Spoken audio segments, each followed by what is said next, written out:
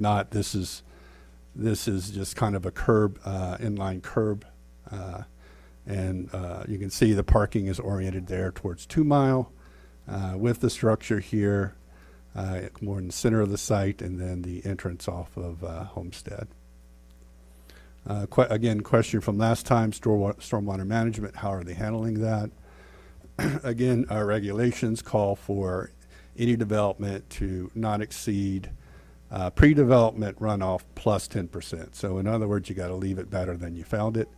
How do you do that when you're developing a site? In this case, they propose to use underground stormwater detention basins here, which would capture most of the runoff from the parking lot as well as the structure. These are very similar facilities that we're using in Project Phoenix. Again, they're called storm tech systems, where you captures the rainwater underground.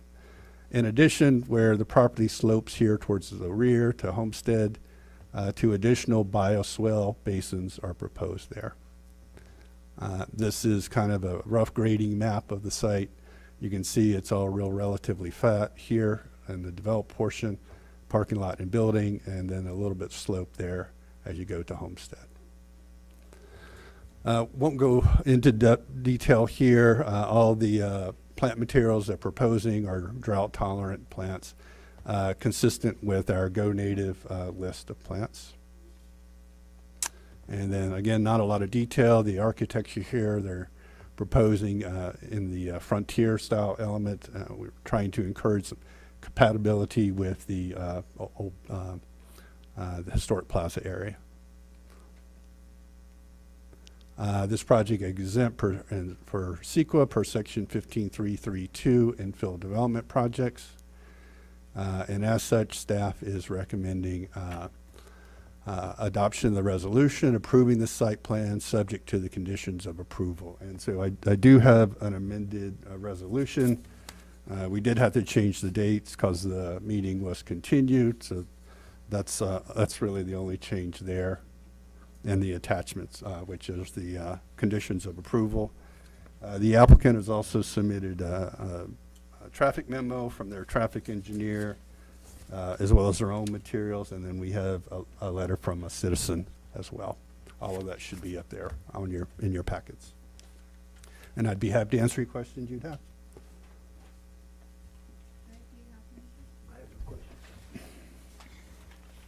Jason? No questions. Mr. Khrushchev? No questions, and I'll reserve comments till after I hear from the public. Okay. No questions this time. Okay. So with no questions of the staff, I'll go ahead and open the public hearing. And mind you, there are several requests to speak. So we're going to get through this. Applicant will go first, and then we will, I'll call up the names as I have them up here. You do get 3 minutes to speak besides the applicant. They'll have, as much time as they need to speak about it. And then, mind you, it'll be 3 minutes. Our secretary will cue us when we'll all hear it, but she'll cue us if we don't hear that timer. Okay, so open the public hearing. Mr. Church? Thank you.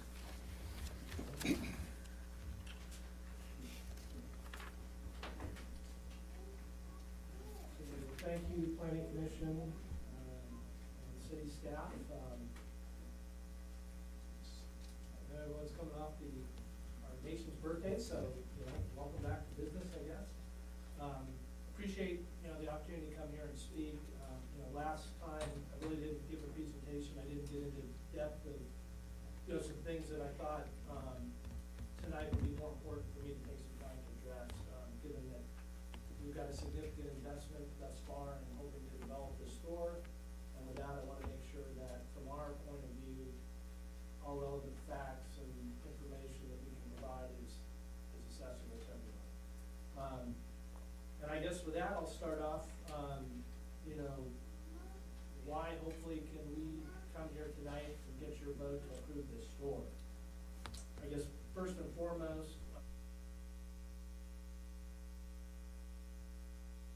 commercial zone property, that our use is an approved use, and that all other code requirements, things that we need to address,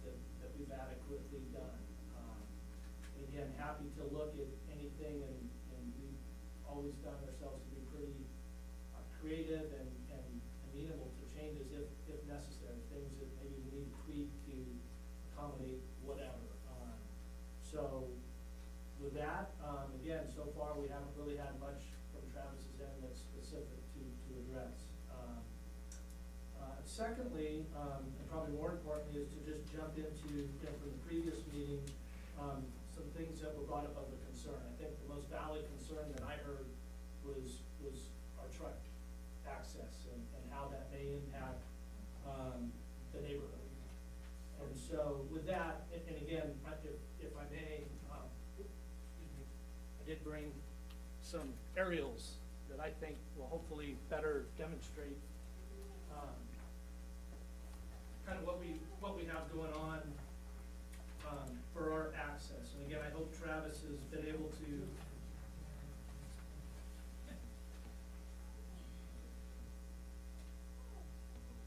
okay, hoping everybody can hear me fairly.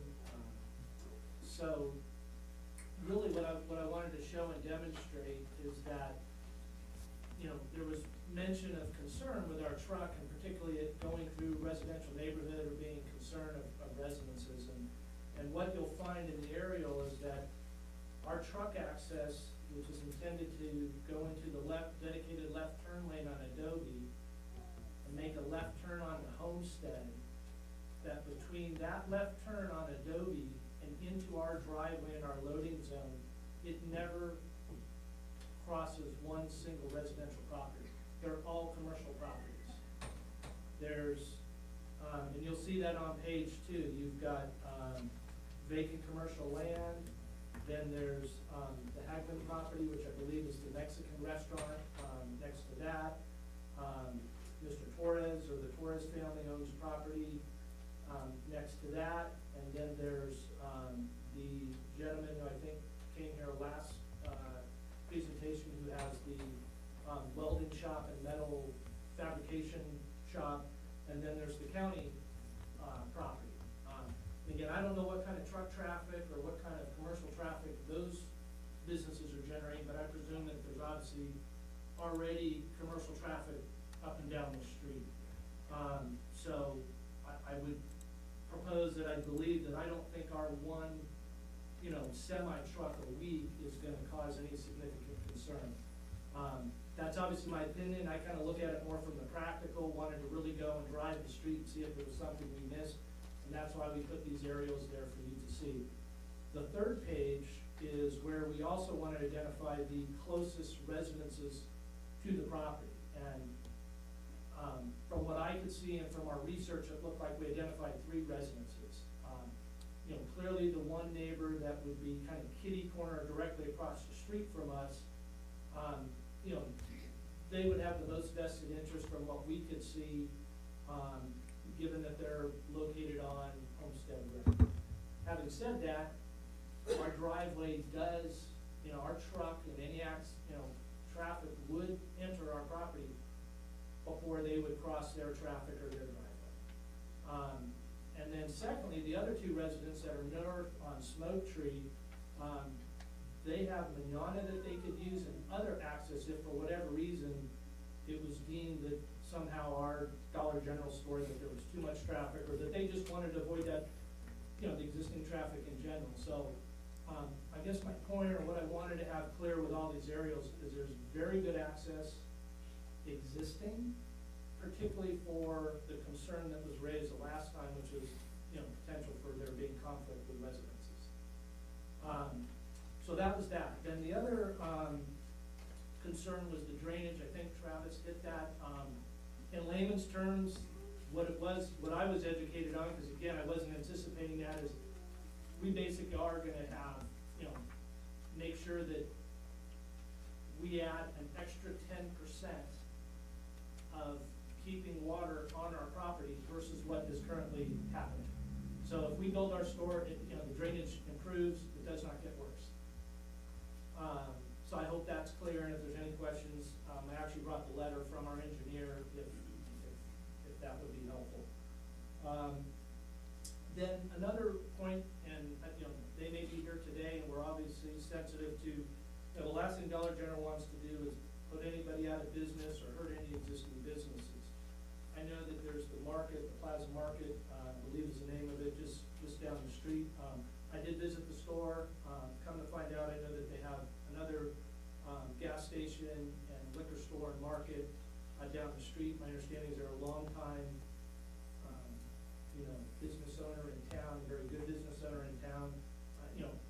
our view is that we are different. You know, they offer some financial services. We view that they're definitely very heavy on the liquor side, which Dollar General is not.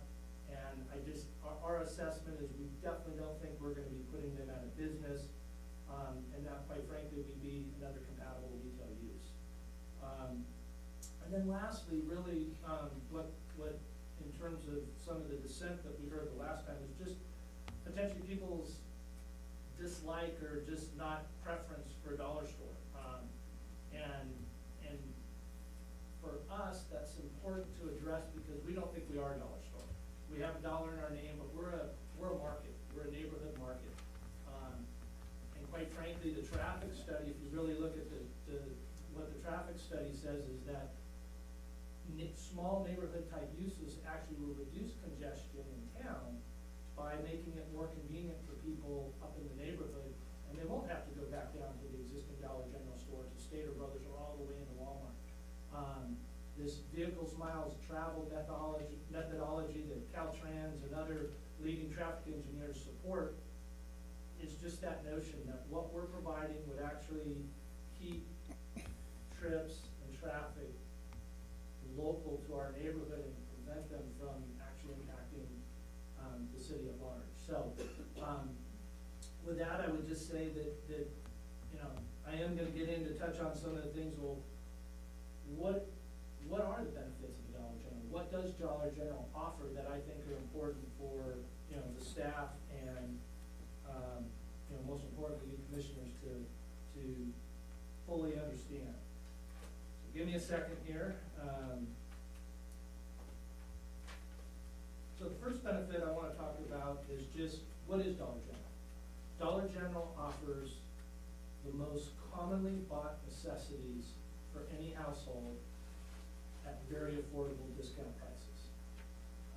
You know, people may hate this comparison. Dollar General may not like when I use it, but I call it is a mini Walmart. It is a mini Target.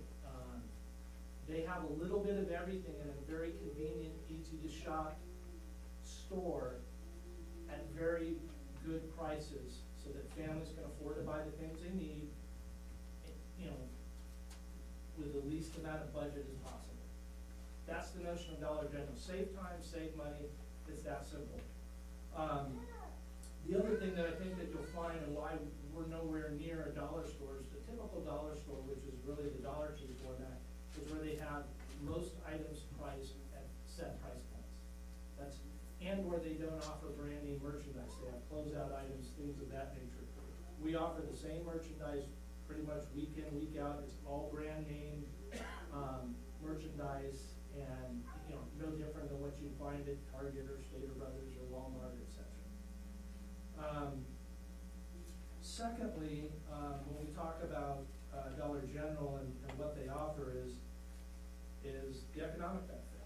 You know, they are going to bring 10 new jobs to this community that don't exist right now. And what I have found, and welcome all of you to go talk to all the employees at the existing store. I can tell you that there's, you know, I don't think I spoke with 2 of them, but pretty much I think 7 out of the 9 I did get a chance to spend reasonable time with, and I can tell you that there's seven that I spoke with very much are grateful and thankful for the job they have and very appreciative of how Dollar General treats them and the opportunity they've been given. I will tell you that all but one of the employees lives here at 29 Palms, and that the likelihood that at least 90%, if not 100% of those employees will also, for this new store, would live in 29 Palms. Secondly is obviously the sales tax. You know, Dollar General, that existing store does well enough that they want a second store. That second store that we're hoping to build is going to be another successful store in their eyes, which again is going to in turn generate very substantial sales tax revenue that further supports the city and city services. Lastly, I just wanted to talk about just Dollar General and the corporation and things that Dollar General does that I think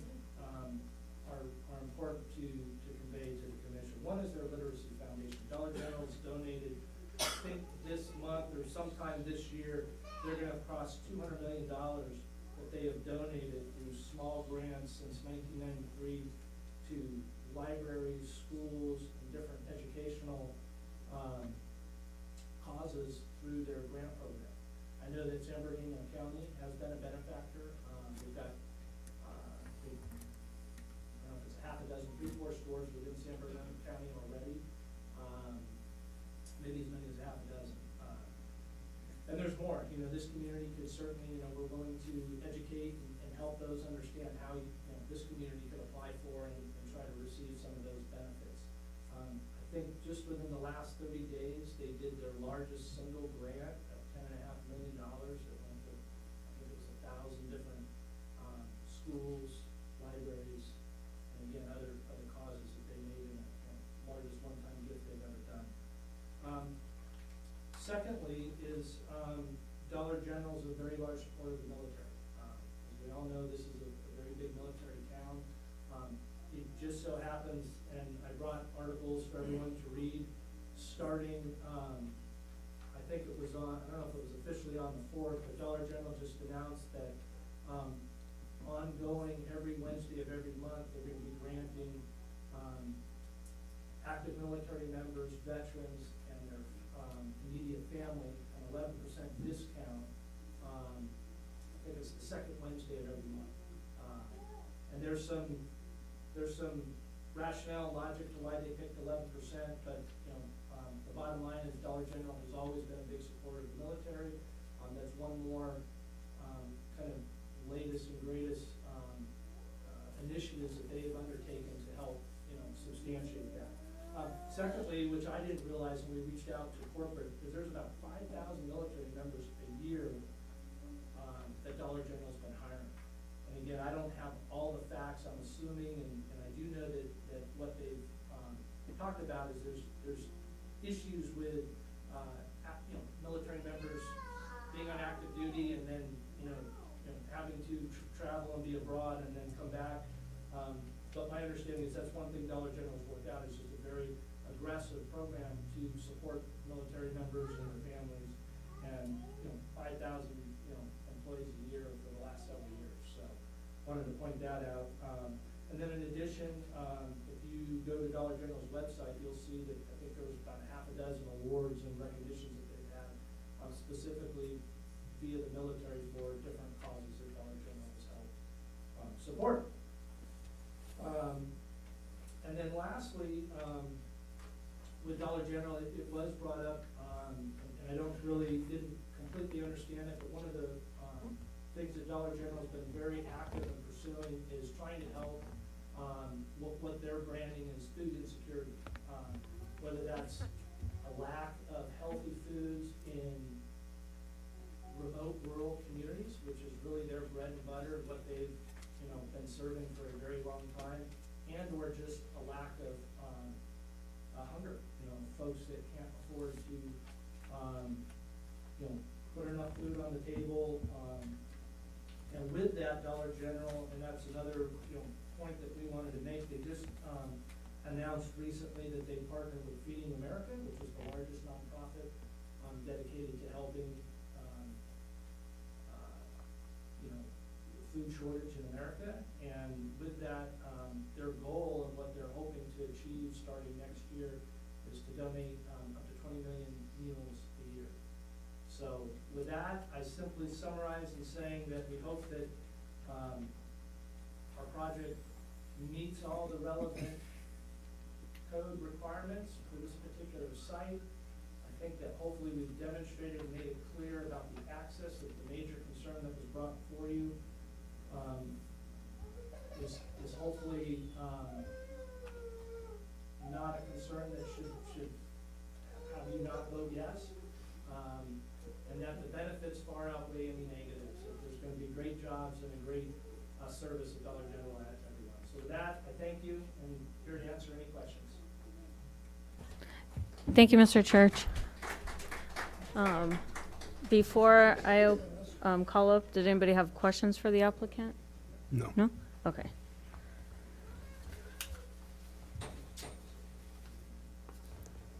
So, Mary Jane Bingy?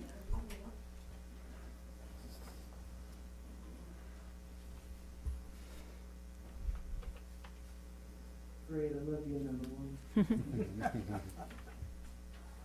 evening. What the gentleman said is all very honorable, and it all sounds good. We do have a Dollar General here that, if what he says is what they do, then we're already getting that advantage. I strongly oppose the location of this proposal.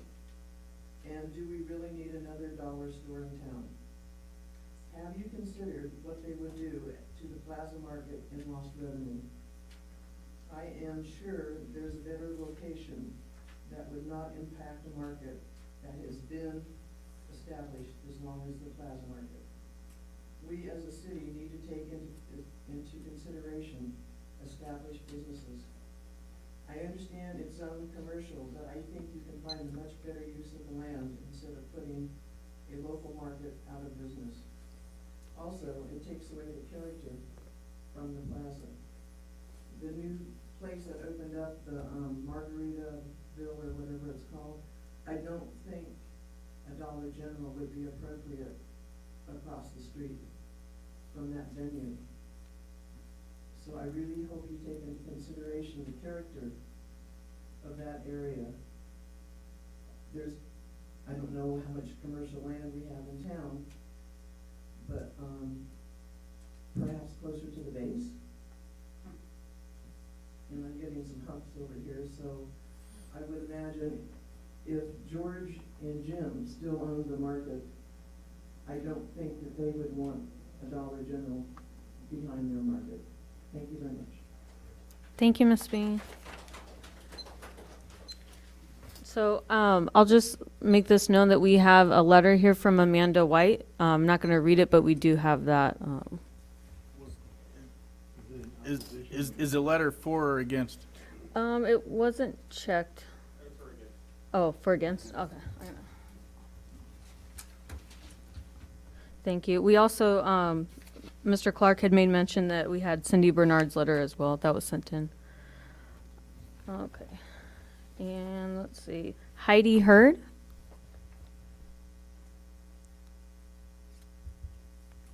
Good evening. I'm actually here to read Cindy Bernard's letter.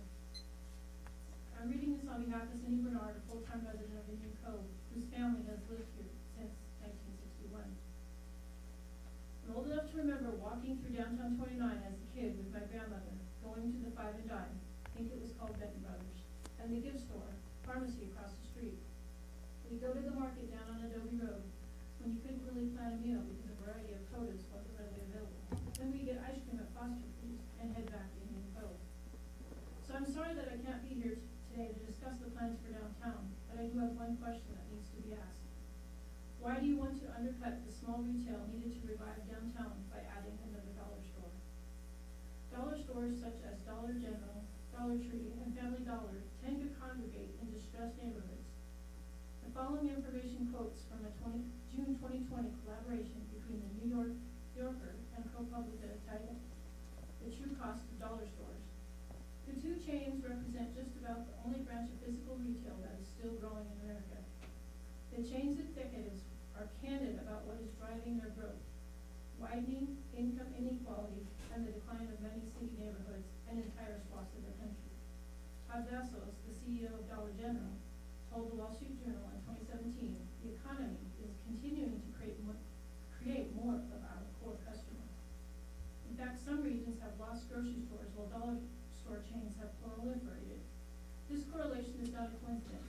According to a 2018 research brief by the Institute for Local Self-Reliance, which advocates for small businesses, the stores undercut traditional grocery stores by having few employees, often only 3 per store, and paying them little.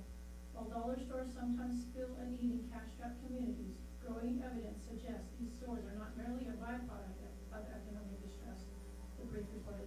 They are a cause of it. To reiterate, according to this article and others like it, dollar stores are not just signs of economic distress, they cause it.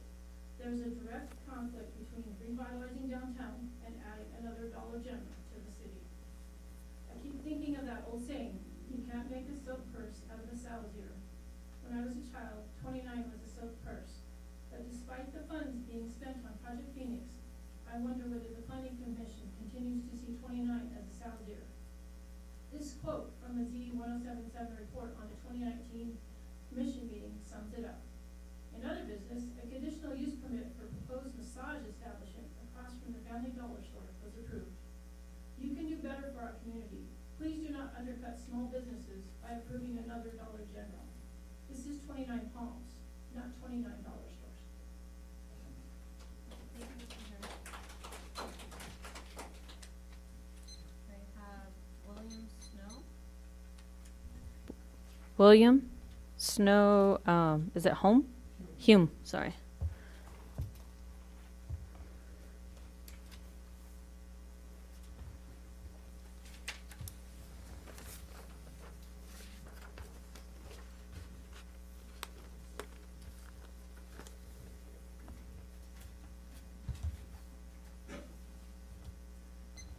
Sometimes when these issues of business displacement come up to local regulatory authorities, without any statement towards you, but you know, sometimes people like Jack in the Boxes pop up and say, oh, well, this is free market, and it's not our job to be concerned with economic regulation or displacements. And I just want to make a record, and that's a very important legal concept. I'm making a record at the administrative law level, that there's several parts of City of 29 Palms ordinance that fully empower the Planning Commission to consider economic impact. 19.020.020 purpose of this development code: protect the physical, social, and economic stability resulting from comprehensive and orderly planned development. 19.06.090, they define the word impact. I was startled to see that it says the effect of any direct man-made actions or indirect repercussion of man-made actions on existing physical, social, or economic conditions. Finally, specific plan number 10, which is of course not an issue here. I don't think this falls within Plan 10 area, but you know, they do talk about trying to develop strategic plan number 10 to develop the area to, quote, complement the economic impact of the marine base. So what I'm trying to just establish maybe in my first minute is the fact that you fully have the power to consider economic impact of proposed conditional use permits and the like upon economic infrastructure, right? The second point in this regards is that I'm certainly not one to slam dollar stores at all, but neither can we pretend that dollar stores or Dollar General are a general store. My great-grandparents, the Algies, had a general store in Ridgely, Tennessee. They made a lot of money off of caskets, okay? But the point is that we don't have any true grocery store other than Status Brothers. We don't have any place that sells fresh meat other than Stater Brothers. We don't have any place that sells fruits and vegetables, although sometimes I can buy bananas at some of the you know, gasoline convenience stores.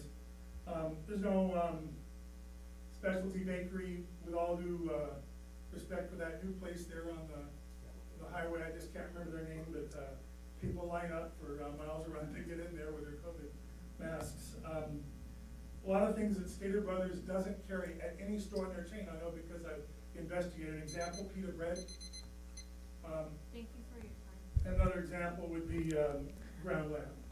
So you gave him an awful lot of time to speak, and he wasn't being awarded basically a presentation. He was supposed to do within 3 minutes. You gave him more like 10.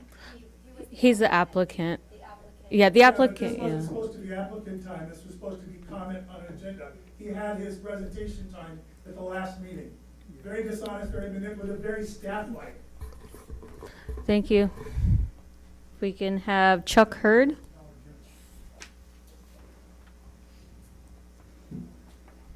Evening, everyone. I didn't plan anything, I'll be brief, but I'm opposed to the Dollar General. And reason being, I think it'd be detrimental to the plaza market. I lived in a small town before a Dollar General came in, they gave their spiel, said it would be fine, but mom and pop businesses, mom and pop out of business. And that's what will happen. And so I just want to say I'm opposed to it. Thank you, Mr. Hurd. I have Drew Brandt.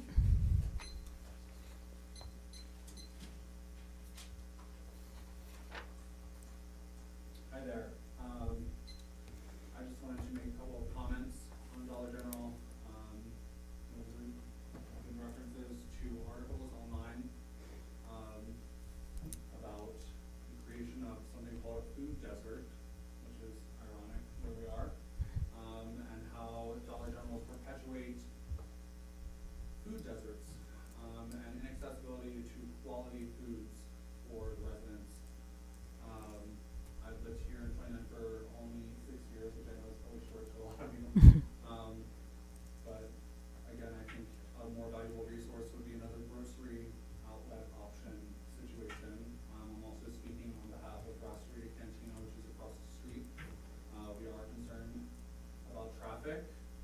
And the trucks, I know we went through a whole spiel, but I do know also that that little left turn lane from Adobe onto Homestead isn't really that long, considering there's a left turn lane from Adobe to 2 Mile, which is a concern.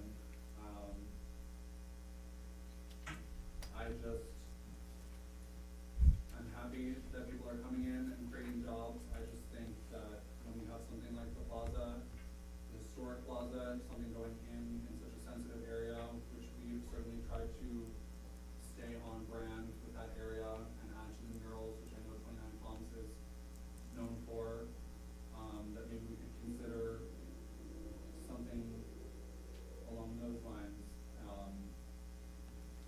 if it was to move forward. I don't necessarily think it's necessary. Again, maybe another location closer to Amboy, where people would be accessing it out in Wonder Valley. I mean, it's on 2 sides of it. It is residential, and thankfully I've been able to be president of the cantina to build relationships with people that are around us and have concerns, and I can hear their concerns, where I don't necessarily feel like a Dollar General is going to hear those concerns from the people unable to be national corporation. So that's all I have. Thank you. I have a Thank you. question for the, Sir? Yeah, we have a question from our point commission. of order first.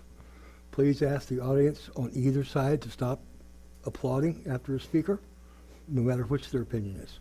It's improper.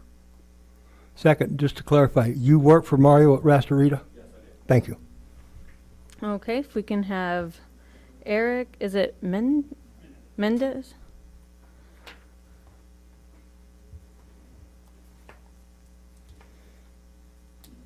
Hey there, thank you for your time. I spoke last time about my concerns from a community health standpoint, after working for 20 years as a nurse.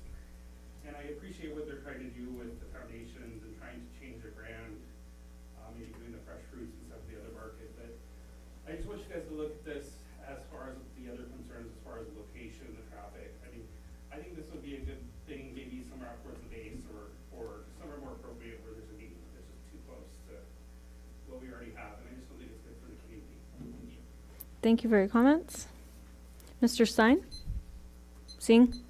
I did it again. So sorry.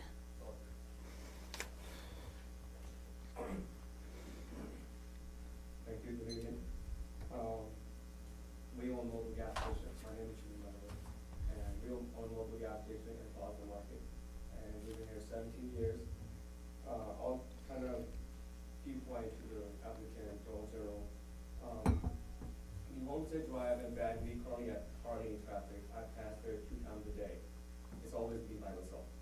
And when she put a store there, definitely will increase the traffic. And regarding the trucks, I know they're saying one large truck will come in, others a smaller truck. Trust me, every truck that comes to 20 Palms all the way here, they bring large trucks. Even if it's Coke, Pepsi, 7-Up, Budweiser, they're all large. And you cannot control the drivers, hey, you gotta come this way. I sometimes have to go outside my store, I see a delivery truck, hey, go around, don't block the traffic. Because drivers always changing. So you can't really control them.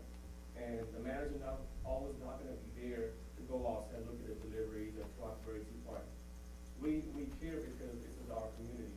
So drivers you cannot control, they'll bring in from Homestead, Bagley, 2 Mile, wherever they see GPS, shove it in. And so again, there's 5, 6 different companies of soda. There's 4 different companies of beer. There's liquor, there's ice, there's grocery, semi-truck, not small truck. So that will increase traffic and more accidents to 2 Mile Road as well. And the other thing, sales tax. Combining our 2 stores, we're 85% tax liable. You don't pay sales tax on a grocery item, food, bread, so there's never gonna be sales tax. We pay 85% because our 85% store is taxable. And combining both, we pay roughly over $21,000 every month. That's $250,000 per year.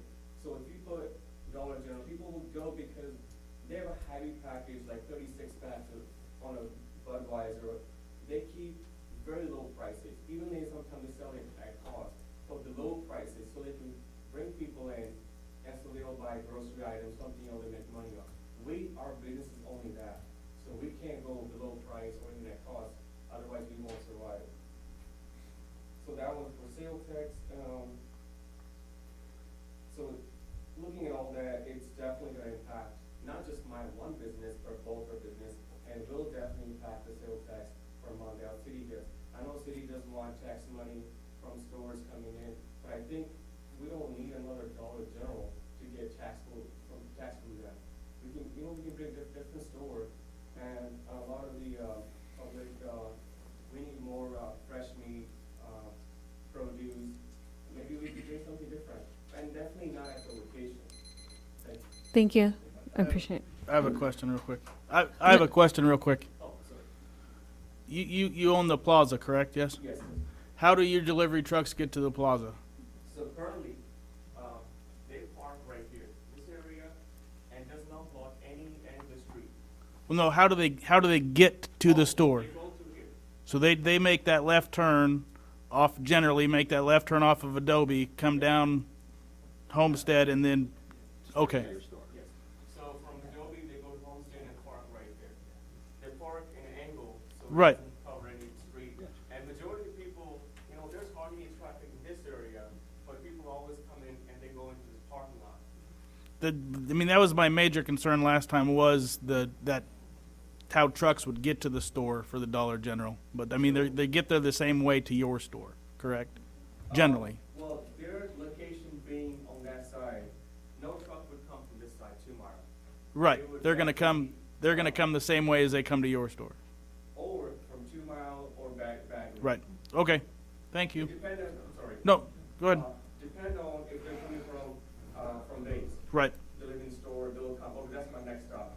If there's a guy sitting in out of state, just pushing numbers, this is your second stop, third stop, fourth stop. Gotcha. So it really varies. Okay. Thank you. I have a question. Yeah. Do all your deliveries come in a back door? Yes. So, sorry. The liquor, most liquor, because we get liquor deliveries twice a week, 2 trucks come in, and theirs is mainly back.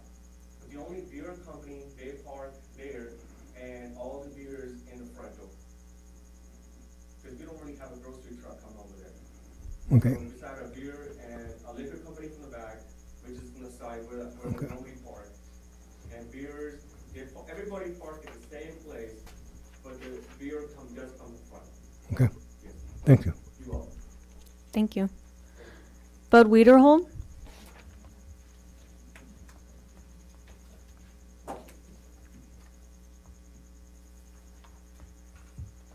First of all, I apologize because I forgot my hearing aids. So if I get too loud, so I can hear me, let me know, okay, and I'll back on. A lot of my comments have already been taken. Just a couple of quick comments from the last meeting. For one thing, in all my years on the building and planning commission meetings and all this sort of thing, it's the first time I've ever heard a commissioner say that if there's a controversy, that it's the residents' fault for having our houses where we do. I'm still trying to process that, but be that as it may. The handout came and said general merchandise retail store. And I thought, well, what, surfboards and that sort of thing. I think had it said what it would have made a difference in the tenants. Be that as it may. It also, it says 2 mile corner, indicates that it's right here from the original handout. This is an entirely different thing than this. Again, those are just the size. But I think the main reason is why this location. I think we need another dollar store like us, or need another Indian, but that's an opinion, and we all have opinions on what's necessary and what isn't there. I assume the dollar store and it's now both dollars are in one corporation, correct? Anyway, I assume that they would do some sort of market survey and they determine that they need to put a store, and because they're not a business to lose money. But again, it's just the location. It's maybe not appreciated, but this is basically that white strip is Adobe Road. That's probably the most busy, maybe even more than 4 corners, busiest intersection in town, okay? If trucks come, one a week, sure, okay, of the semis, and they're going to go through here, come down Homestead, come in, and then I assume they come back out the same way, is that correct? Where do you come out? Comes out Bagley and back out through 2 miles. Straight out on Bagley, okay, thank you. Again, it just doesn't seem,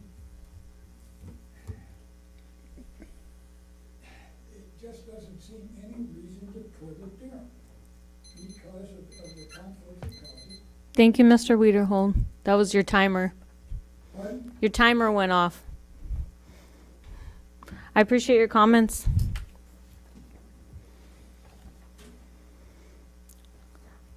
Grove Crank. My name is Bill Frank. I live at 72235 Sunset. I'm the agent that represents the seller, who just happens to have owned that property for 50 years, that it was commercial. Your map is wrong because on the southeast corner, or southwest corner of 2 Mile, that it used to be summertime garage and was commercial. Now, someone living in there, they put a 4,000 or 5,000 square foot apartment building on top of it, then they could change. What I have to say here, everything I've heard from everyone is not my backyard. Put it out at the base, put it at Amboy. These companies come in and do a study. This is commercial property. The fact that Plaza Market is there, and that since 1978 I've been here this time, I've seen no capital improvements done in Plaza Market. I just see it going down, down, down, and switching owners. The second owners of the property that Bagley started was Holland Keys. And they're also the ones that own more than bought the land behind them. It is commercial, and there's no reason why Dollar General can't be at 2 Mile. As far as truck traffic, and the gentleman who owns Plaza stated the trucks come into him. Well, the same beer truck that go to Plaza is going to go right next door to Dollar General. So there's no reason why that store should not be. I cannot believe that the people I've heard here stand up and say, we don't need a Dollar General or put it by the base. So in other words, just keep it away from you. It's not going to increase any traffic. Actually, traffic's going to slow down in 2 Mile because you got 600 units, Marine Corps units out there, people living, They drive 2 miles, cut over off the the rail, to go shopping over on 29 Falls Highway. This way they're gonna come across 2 miles. If they can get what they need out of Dollar General, that's where they're gonna go, and they're going back home. So there's gotta be some reality, you know. Just some real. Thank you, Mr. Crink. George Hall? My name is George Hall. I live at 5781 Easy Street, 29 Palms. I've been here in 29 Palms short of 55 years, a few months short of 55 years. I'm the original owner of the Plaza Market. We named it. I owned it with my partner Jim Ketis. And we've never had any problem. All of our deliveries came through the back door. They came down Agobe Road, down Homestead to the back of our Plaza Market. And we never had any accidents. We never had any problems with any deliveries at all. If you know that property, there is plenty of room for that 18-wheelers to make a circle if they had to, round and round again. So the traffic problem is not, the deliveries is not a problem at the Plaza Market. Now, the county yard there, that's where something should have been done long before this, because the traffic going down Bagley to their county yard is, nobody's ever mentioned a thing about that. And we've never had anybody have a problem with it until now when the Dollar General wants to come in. And Jim and I, we did everything that we could to enhance the buildings at the plaza. We wanted to build them up. We financed people to go in and open their business.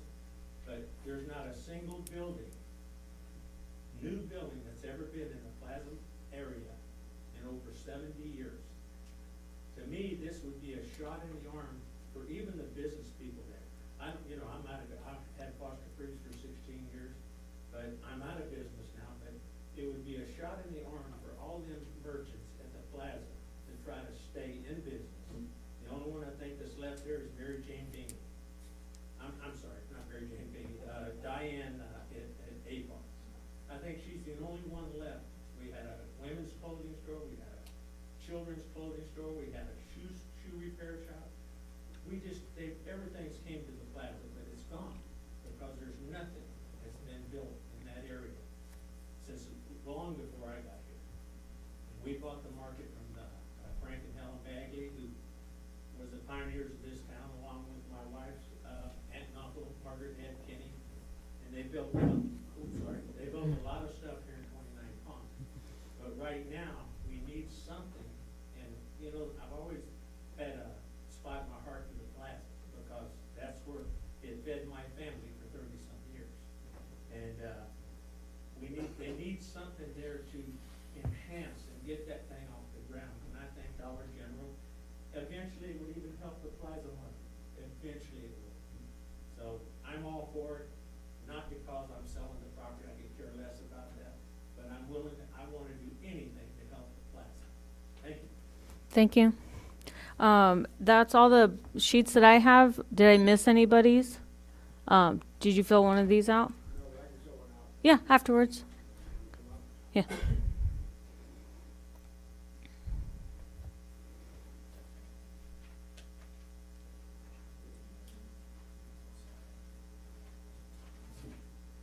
Good afternoon, planning commissioners and staff. My name is Jim Bagley. I'm a longtime resident of 29 Palms, and I live in the neighborhood. I live down the road on 2 now. Historically, this property that you're discussing is the family homestead from my grandparents, Frank and Helen Bagley. It's my half-mile by half-mile square. They developed the plaza, which became sort of the center of 29 Palms 94 years ago.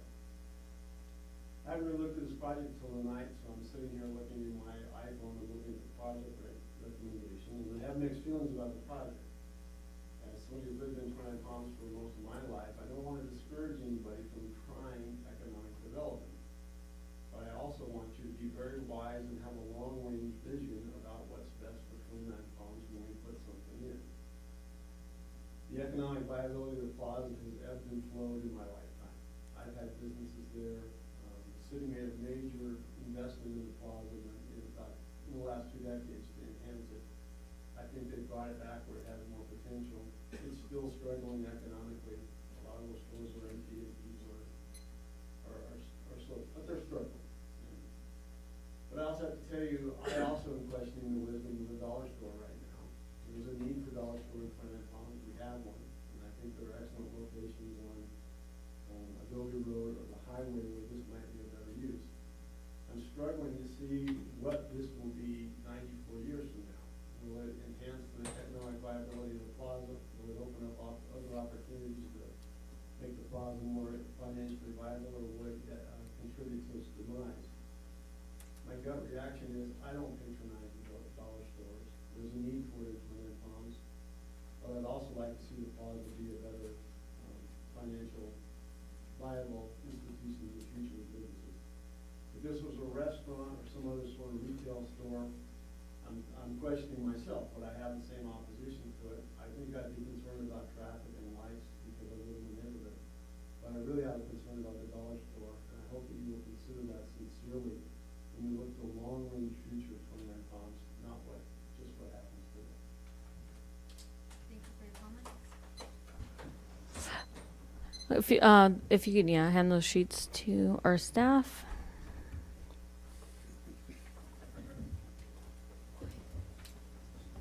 Thank you. Jamie Ullman? Should I recess us? You want me to recess us? Okay. Hello, I've been married since 1995. My name is Jamie, and I don't have a car, and I have to walk everywhere. And for the store to be here, it'd be more convenient for me and my family. See, I don't have a car. I have a low budget, and it is take EBT cards as well. Other stores, they have a problem with that. And this fits my budget. I'm able to survive. I don't have a right to stay at Brothers, but I totally live on general dollar and dollar stores. And, it's the only place I have, and I can't afford to buy a car. But for me and families that I know, like me, this is what we need, grocery stores. And with this heat, it's hot. And please, we need this store bad. Sometimes they run out of milk so fast that because they don't think everybody needs this much. But they think the other stores have it. But they can't afford to pay $7 a gallon of milk, when we pay $3 something for 2 gallons. Please help us out. We don't have a lot of money, but that's all we have. Thank you. Thank you for your comments. I have it's hard to read the first name, Hodge, last name. Oh. My name is Ian Hodge. I've been a resident of Trinidad Palms since right out the womb, 1999. I've been keeping historical features to our area, but also like to see growth in our community. Plaza Market has been around since for me, and I know growing up there, we love to see change. Like we've been waiting on a change. They have it's here. Let's go look. I'm excited. Yes, Dollar General, we do have one. I don't know what you guys or other people have seen in the store, but they do have a market in there, and they do have great prices. They do have meat. They do have fresh bread, maybe not per se made right there to go. The prices are great. That is southwest of Trinidad Palms, whereas like she stated, if you have a vehicle, it literally will take you 2 to 3 hours just to get your stuff home on the bus. And bus hours at ETA do not want that many groceries on their bus. State Brothers is far, and if you do need an item from Dollar General, State Brothers has more variety. Of course, it's a grocery store, but they will have something there for after hours or more convenience to travel. I live on Bagley. I kind of would like to see a little traffic, but to me, a truck or 2 or 3 or 4 y'all can load off is not going to be the problem. I can't speak for others that live in the neighborhood closer to that, but it's light, it's something new. Also, Plaza, I think it would be an asset to their business because, let's be real, they offer liquor, cigarettes. I don't want to live on hot Cheetos and snack pack. I'll take it, clothes, differentiate clothes when they have it. Dollar General, which is more beneficial to a family setting, not necessarily setting, but some people diapers and some wipes, and then you wanna go get your liquor, and hey, there you go, Rose Plaza too, 2 stops in 1. You wanna drive all the way across town, where's the lives, you wanna get out. Also, kids like to walk to the store. Where can they walk? Do I wanna send my 10-year-old down to Family Dollar? No. You wanna walk with your friends, trustworthy, learn something new, it's accessible, crossing fossil trees, 2 stop shop. Business there, I've noticed, I've been diminishing regardless of Dollar General being there or not. How many liquor stores do we have? How many barber shops do we have? How many fast food chains do we have? Is this dollar store gonna hurt us? Really? I don't think so, it's just gonna benefit us. Like, I'll state it, and I'll state again, it's closer to us, people on Wonder Valley, people on the base, and not all of us have access to the base, we're civilians, so why not have another Dollar General with the grocery market section, which is actually really nice. You know, at first I was like, a grocery market, but wait, they have a lot of stuff in there, whoa, it's really nice, so, and I like it. Thank you for your comments. Do you have any last, okay, don't forget to fill out your slip. Okay. I'm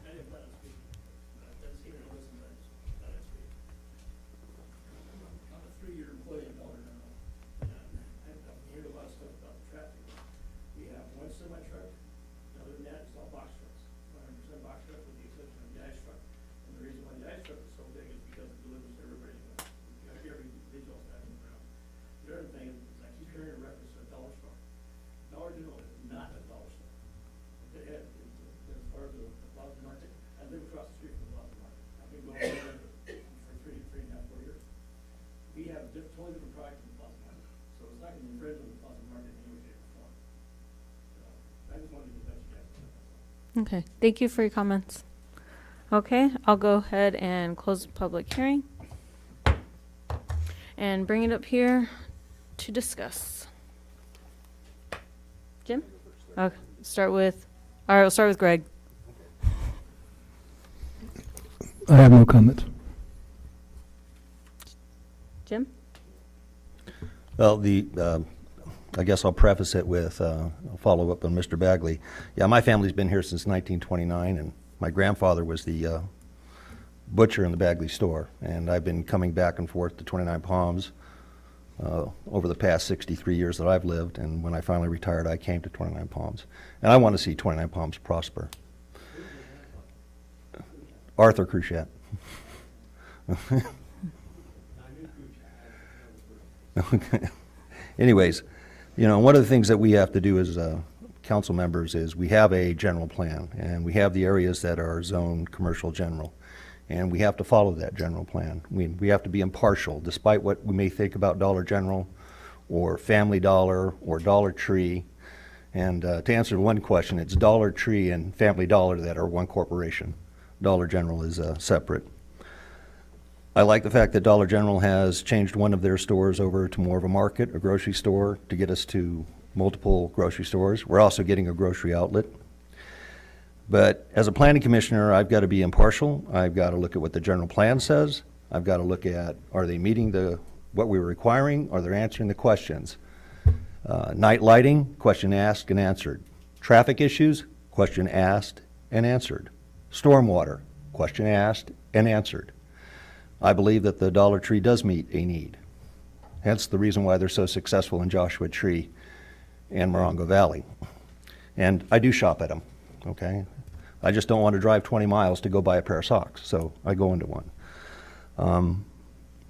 With that said, I have to look at it from that point of view, and I have to look at it, what's the value to the entire community, not just the neighborhood that it's going in.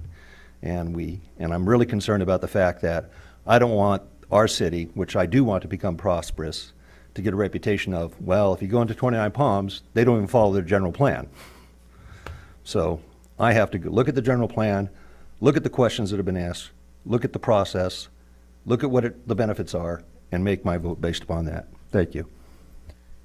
Thank you. Max? So we do have a general plan, but it's not written in stone. We need to interpret the general plan, but so any commercial business you wouldn't say no to going into just because it's zoned commercial. Just because it's zoned commercial doesn't mean that we can't say no to a business that wants to put a business there. I have some still reservations about the traffic and the general feeling of the vast majority of people don't want it there. I understand there's a plan, a general plan, but it's not, the general plan is there as kind of guidance to look at and read and interpret, and then you say, is this a good fit? I still am not all that convinced it's a good fit for that location. I agree, there are people that think it is a good fit, but I've heard a lot more people in the last 2 weeks that tell me it's not a good fit. So I am just conflicted, I suppose. I'm not quite certain what to do today. Thank you. Jason? All right. So taking obviously both into account in the last meeting as well, I had reservations about things. I think tonight clarified a lot of that from everyone out there, and I do appreciate that. Once again, we do have a general plan that we have to go off of as well. So I think some of the questions, hesitations that I had, I think were answered, and I understand everyone's side of that. So I think that's really all I have. Okay, thank you. Leslie, I would like to speak now. Go ahead, Mr. Mendoza. Yes, we have a general plan, and no, it's not subject to interpretation. In general commercial, if it meets all the other requirements, we cannot deny it because we don't like it. We don't like it, it's a liquor store. We don't like it because they sell tacos. It does not matter. That's unfortunately the way the law works. Whether I like it, whether y'all like it, or anything else, that's what we have to follow. And we would be remiss in our duties as commissioners appointed by the City Council to not follow our established code, our general plan, our zoning plan. So, it's not up to, it's not subjective to the general plan. It's permitted by right of zone. Just that simple. So then why are we here? Because it requires a site plan review. And I've stated I don't like the site plan. Well, but that's that's your right. But then to say we don't have to follow the general plan, which you just said. I didn't say we don't have to follow it. To me, it's not a this is a thou shall. It's a or a thou must. It's there's interpretation. You can read that general plan and you read it one way and I read it the other. I don't see it that way. Just because they're meeting all they're checking all the boxes doesn't mean we must approve it. There's got to be some. There has to be a finding against I it. I don't feel that way. I think there's like the economic issue. I think if I say no, this business is going to put this other long-established business out of business, and in 10 years the Dollar General might, this store isn't meeting mission, we're going to close the door, and we've closed the plaza because they couldn't survive. I think we can take that into account and say no based on that reason. I don't think just because Dollar General checked all the boxes, we have to say yes.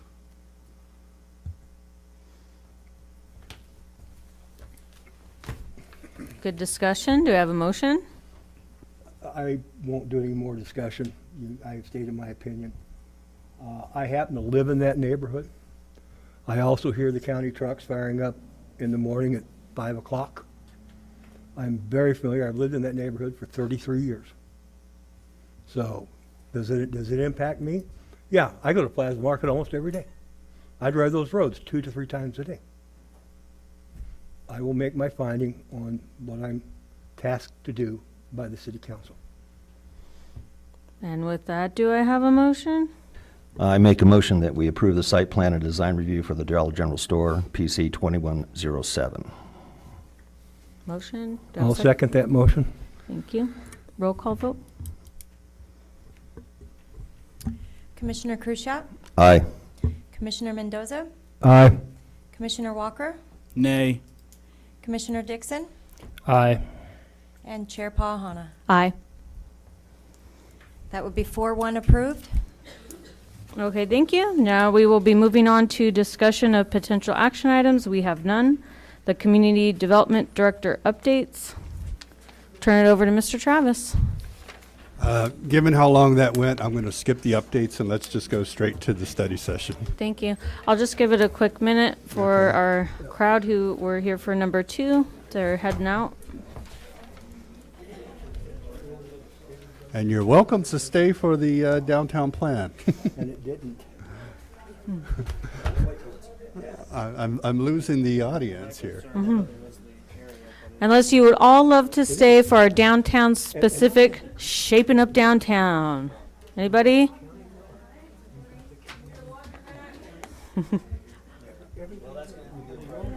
Yeah.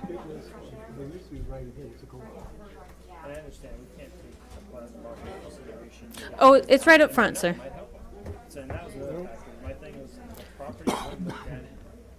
Let's give it about 30 more seconds. Let everybody have time to get out.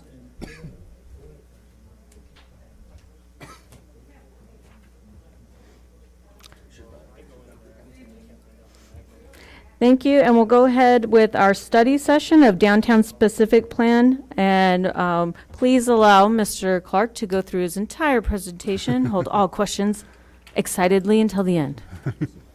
And I will be really quick. So when we did this originally, back in mid-June, it was a 2-hour presentation. I promise you we will not take 2 hours. I'll go through really quickly.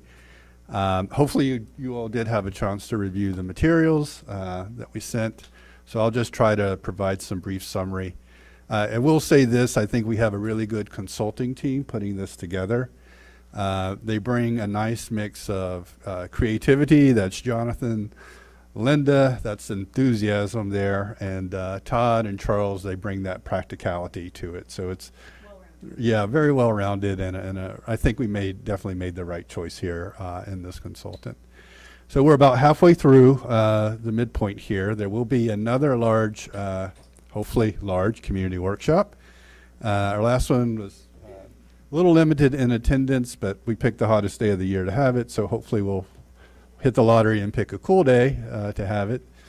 And then we have to start working on, final drafts and getting this to you guys for approval. Our project completion and really the state goal they've set for us is February of 2022. So that's our target date. Yeah, so it's coming up quickly. It might be a little bit hard to see, but this is kind of the new boundary of the downtown. And I know it's a little bit different than when we discussed it previously. We've expanded it a little bit, particularly north to include the Civic Center area.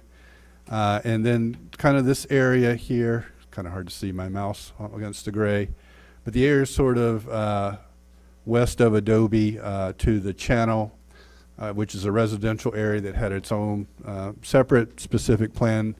It kind of made sense to just roll that all into one. And there's a good reason why we do that.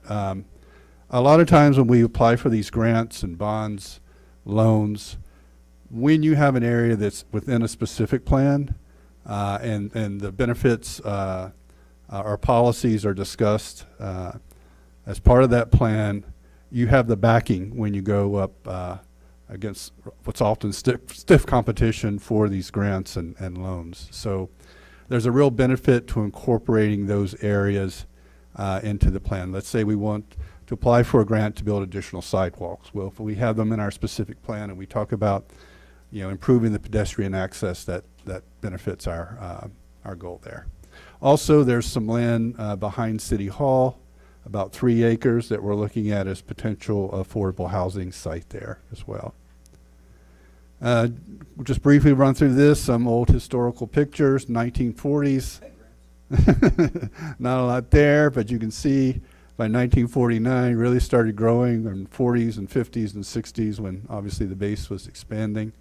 Just a point of reference, our downtown area, even with the expanded area, is just 0.5% of all of our 58 square miles. So it's still not a lot of area compared to downtown. So we asked ourselves, what is our downtown? What should it be? And these are some of the ideas that we came up with, but we were also very interested in hearing from the citizens and the community.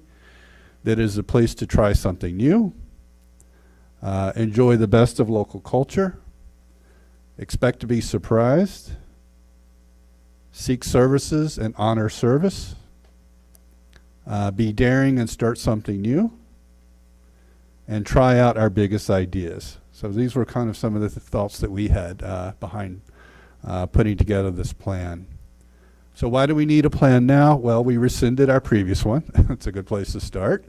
A lot of times because it did not necessarily accommodate some of the standard plans that we were getting, especially pad retail, and I'll throw out the Starbucks.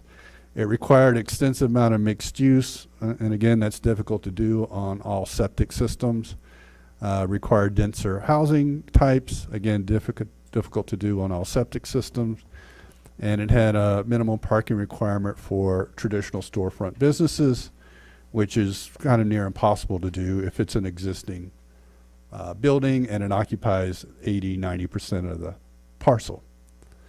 And as mentioned, we do have, really the big headwind of not having a municipal sewer system. And, I hear a lot of comments from the community. Why don't we bring in an Applebee's, or why don't we bring in, this type of use, that type of use? And when you talk to them, you say, well, a lot of times they cannot operate on a septic system. What we're allowed to permit is up to 3,500 gallons per day. Anything above that goes to the Water Control Board, and that usually means you're in package treatment plant territory. We are growing. That's another reason. Not incredibly fast, but we are growing. We expect that our 2040 population will be around 32,000 at the rate we're currently growing. Of course, that could all change depending on the economy and people's perceptions of moving to the desert. I would say there's been obviously more interest since COVID, and people in more urban, denser areas looking at the desert as a potential new home. So we're expecting that we will have about 6 to 6.5 downtown new households each year. That's 160 over 25 years. So downtown would essentially capture about 10% of the growth of the city. Challenges we face, many of us know what these are. Our alleys kind of need a roll, other than just the old-fashioned term of alley. This is where you came and unloaded stock to the stores.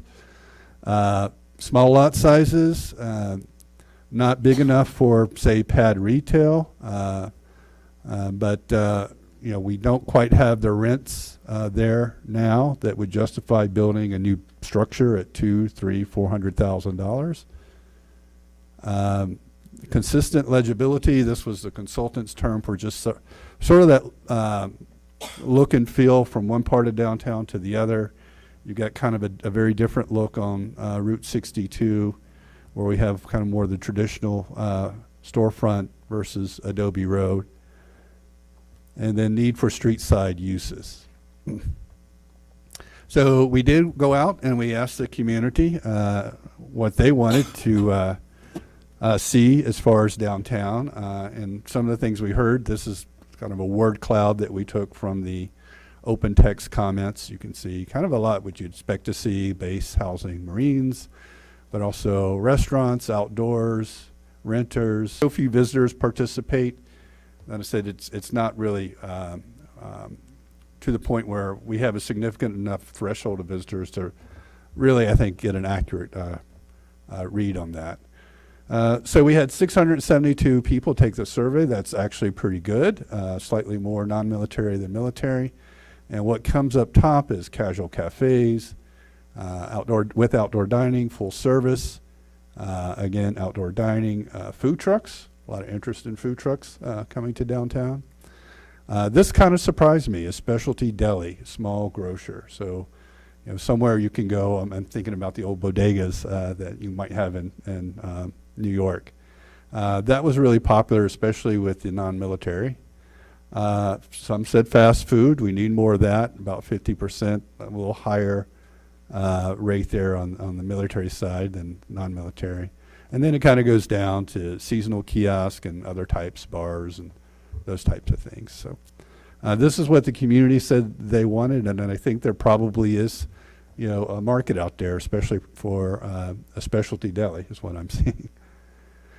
Other just kind of general comments, visitors, talked about the abandoned buildings, need more landscaping, lack of shade.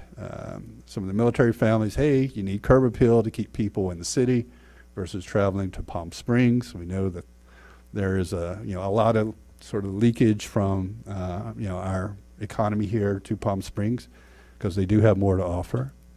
Talked about disliking the parking situation. Some of the business owners say, hey, you should be improving all the alleys, all of downtown, not just Project Phoenix area, but at the same time recognizing that septic is a real limitation. So when we looked at land use, our consultant really started looking at the typology of what's already out there before planning. What do you already have? And so they started mapping the areas that were commercial as well as residential. Within residential, single family versus multifamily. And the commercial side, we've broken it down to what's called traditional, downtown traditional versus downtown general. So, kind of what's the difference? Well, it's that little piece of downtown traditional. It's one of the reasons why I came to 29. It's got a unique character that you're not going to find anywhere in the Morongo Valley. There's, traditional, historical storefront downtown. It's not very big, 4 blocks, 4.5, 5 blocks, but it exists, and it doesn't really exist anywhere else in the Morongo Basin. So kind of some of the differences there. Downtown traditional, you have parking in the rear generally versus general parking up front, parking always in front of the building. Typically small independent retail versus large chain retail. And I know we just had the discussion about Dollar General, but the market is changing, and I think we're all kind of nostalgic for the downtown and what used to be there, the old hardware stores and the old clothing stores. But we've had big box retailers come in. We've had online shopping through Amazon come in. And that's changed the mix everywhere in all downtowns, big and small throughout the country. So where cities are finding their niche is offering something different that you can't find at a Walmart or online.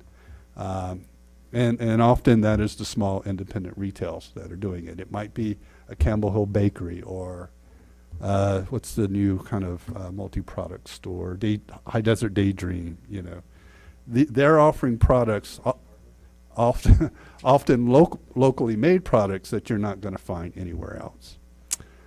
Dining on the front, street front dining versus drive-through. Downtown traditional is really street facing and pedestrian oriented, people oriented, versus a car oriented general commercial. Consistent shade, whether it be in the form of awnings, canopies, or street trees, versus minimal shade, and then usually public common spaces like plazas and patios and things like that. So that's kind of the key difference. And we're trying to keep the plan really, really simple here. We're not wanting to come in with 10 different commercial zones and 10 different residential zones, because that's just not what we have. So that was the reason for starting with this map. What do we have, and then how do we want to build upon it? And that's really the question for you all, is how do we want to build upon it? What we have now in our general plan does not have a lot of regulations for the general commercial other than our site development regulations. Also looked at some of the existing conditions with roadways and capacity. And their findings is your roadways, especially Adobe, are significantly overbuilt compared to the volumes you're getting. So right now on Route 62, average daily trips is about 13,500. That's pretty low for a 4-lane highway, and on Adobe it's even lower, 11,700 some for a 5-lane highway. What that often leads to, because you have wide roadways, is people speeding, and we all know that. And their measure was that along Route 62 and Adobe Road, even though our posted speed limit is 35, people routinely go 50 miles per hour or faster on those streets. What that then leads to is a crash rate 2 to 5.5 higher than the statewide averages for similar road facilities. And then in addition, the types of crashes and severity typically are also a little bit higher over the 8-year period of the specific plan. Previous one, we had 3 fatalities and 3 severe injuries. So that's often a byproduct of people going too fast in an area where you have, a lot of pedestrians. Looked at multimodal facilities. I mean, essentially there is the roads, the highways, and the sidewalks. Route 62, most of it, and Adobe Road do have sidewalks. We do not have very many on the interior streets, the local streets. Project Phoenix will begin to change that. Not really any bike lanes other than starting at National Park Drive. But as you all know, we're in the process of working on the first segment of the Channel Trail between Adobe Road and Split Rock, which will begin to form our first multi-use, but including bicycle. Some of the existing conditions here, this is just aerial showing you what they look like, what a 4-lane street looks like there on Route 62, and the 5-lane on Adobe Road. Again, the assessment that these are overbuilt, wide roadways, and there's the potential to use the roadway width for enhancing kind of this Main Street concept. This is the same thing, existing cross sections, but what this is trying to point out is that for a pedestrian to cross a street on Route 62, it's 64 feet in length. And then when you get to Adobe Road, it's 86 feet in length. So often you got to be a fast walker to cross the Adobe Road section. So then we start out at that very high level defining the mission and vision of downtown. Start at the 40,000 foot level and then drill down. Some of the ideas that were tossed out as a vision statement include downtown 29 Palms brings great stories to life. This is the heart of our community, and it will be the center in the Morongo Basin for culture and experiences. These are just ideas, welcome to get others. Kind of a mission that then leads to a mission statement. Our downtown will embody a distinctly local flavor of community connections, business catalyzation, and daring creativity. And these kind of the same 3 themes that you'll see reemerging: connections, catalyzation, creativity. Urban setting will reflect our region's confluence of diverse landscapes, people, and histories as a vibrant opening act to Joshua Tree National Park, and could say also the Marine Corps base and home to its visitors. And then you have to have a marketing slogan, right? Everybody has to have a marketing slogan. This is one that was thrown out: Downtown 29, vibrant by nature. We heard others: Downtown 29, desert cool. So open again for ideas there as far as how we market it. And that's what most successful downtowns do, is they're really good at marketing, and that marketing helps pull in others. So I'm sorry? No, that's really for the streets and the plazas. Yeah, not the overall. There you go. Throw it out. Okay, first theme, connected community. This has to do with encouraging residents to build their own vision, healthy lifestyles, affordable housing, safe and walkable streetscapes, and engaging places that mark the community as rich in the arts, lifelong learning, civic life, and local heritage. The second one we saw just emerging constantly, and I think we're really seeing it right now in our downtown area, is this whole notion of entrepreneurship and how that downtown area, especially that traditional storefront, has become a place for emerging businesses, you know, whether it be, you know, Campbell Hill Bakery or High Desert Daydream or, you know, even Eric's Desert Beacon business. You know, they've kind of moved into these old storefronts, and this is the place where they're kind of starting something new. So that's why we see it as an area that enables local business, will support vocational training. You know, we do have the vocational school here. Project Phoenix will be creating that teaching kitchen as well to also support that culinary arts. Hopefully that leads to sustainable job creation and with innovation in local infrastructure. So kind of a lot of big words thrown out and put together, but that's kind of the general direction they're going. And then the third theme is creative. We all see 29 Palms as quite a creative community, judging by a strong arts culture, and want to sort of build upon that as you know, local inspiration, but also kind of a magnet for global tourism. So we have visitor and regional tourism with a walkable food and dining experience, engaging amenities, and an active local arts and culture scene. So those are kind of the three main themes. We're open to more or different ones, just trying to like pinpoint those three. Then we looked at the transportation options. So here we have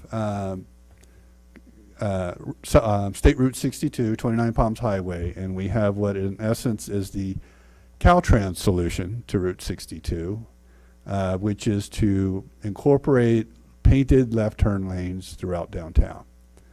And when we submitted our encroachment permit, after several iterations, that's what they asked for, but then Caltrans couldn't agree among themselves that that's really what they wanted between their different divisions. So we're kind of stuck in limbo while the project progresses. But we also looked at alternatives based on the concepts of, you know, Main Street, California, and the National Main Street Program. This notion of complete streets, where your streets aren't just for cars, but they're for cars, peoples, bikes, other types of transportation we haven't even dreamed of yet. And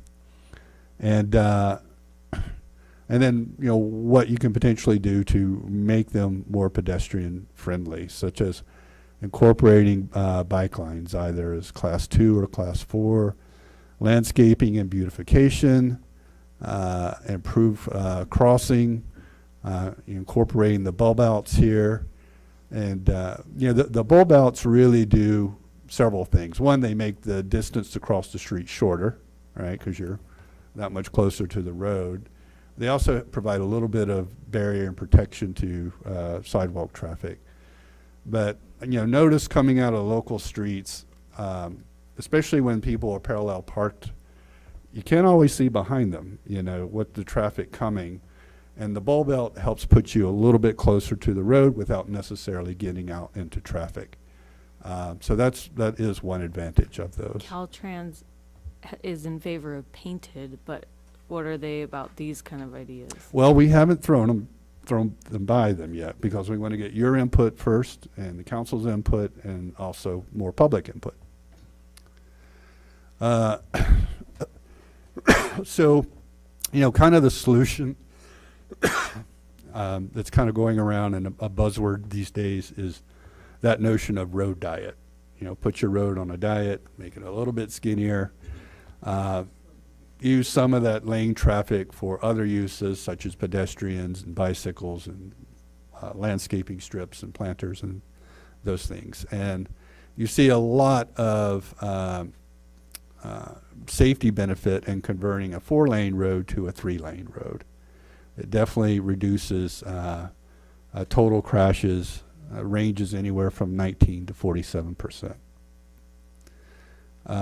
So we looked at different options, and these are on the boards here this evening for you to vote on.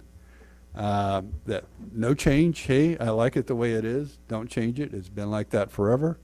Just leave it alone. Then the Caltrans concept of maintain 2 lanes per direction and also incorporate the left turn lanes.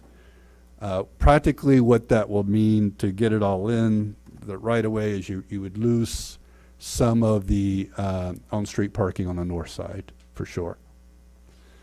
And then we came up with two other concepts. One is centered around a protected bikeways and improving the crossings.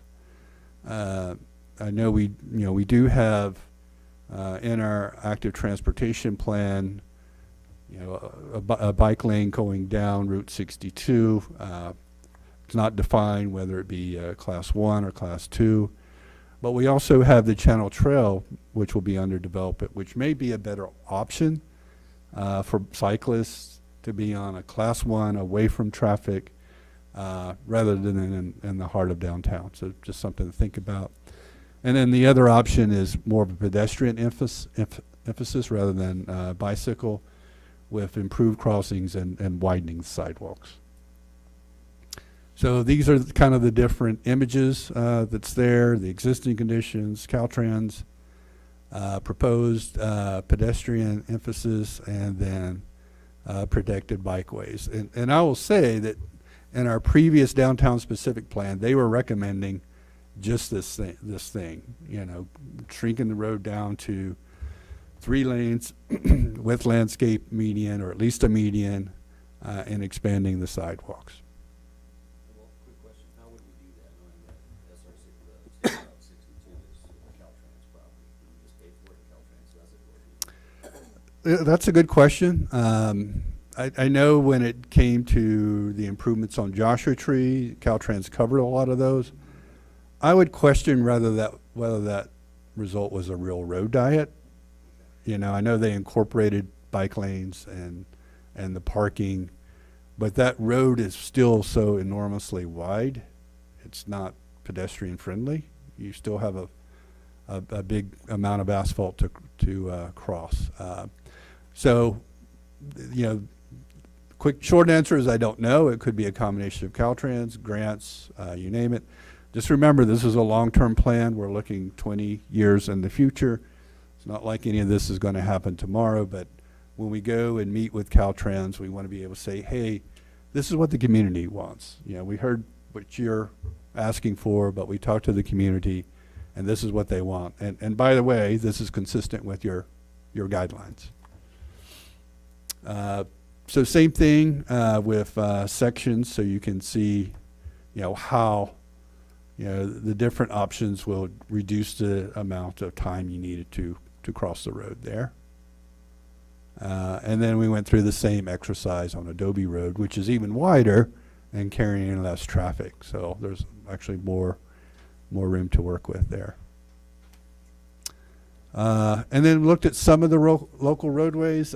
We talked about, okay, well, if we have developed a Channel Trail, and we still want people to get from there down to downtown, and for the most part, they'll be going down local streets. How do we facilitate that? And obviously, we have the route trail bike lane at Split Rock that can make the connection. But then what happens? How do you go east to west? And so, one option was looking at Cactus for sure, as making kind of a connection through downtown, but not right on the highway, that will get you over to National Park Drive. And the consultant said, well, you might want to look at Joshua Drive as well, because that's on the north side, and then you're not actually having to cross the highway. So those are both interesting concepts. And these would be more painted, sort of Class 2 type of lanes on the roadways. So I challenged our consultants. I said, okay, we have to deal with Caltrans, which is a challenge, especially District 8. Show me examples where this has happened and Caltrans has agreed to this. And so they did. They came up with examples of here in San Luis Obispo, where it was a 4-lane road, and they took it down to 3-lane. Arcata, and then even La Quinta Village, although I think this may have been more of a city project than a county project. Another opportunity that we talked about, this is a different concept, is the notion of roundabouts, or some people would call them traffic circles. There are lots of benefits to these. So these are essentially circular intersections versus the straight-on four-way intersections. And as traffic, you're moving kind of one way through the circle. You enter, going one direction. You just keep going in that direction until you find your exit off of the traffic circle. One of the thoughts where this could potentially be used would be at Route 62 and Split Rock, because we've already talked about potentially a signal being there, in the future. It would have the benefit of slowing traffic down coming off Route 62 to navigate the circle, rather than a stoplight. Now, stoplights can slow the traffic if it's red. If it's green, it goes fast, and as they say, if it's yellow, go faster to beat the red light. Split Rock. Oh, Split Rock. Yeah. Yeah. And there's a little bit more real estate there to do it, especially if you look at the flood control property on the north side. Exactly. Exactly.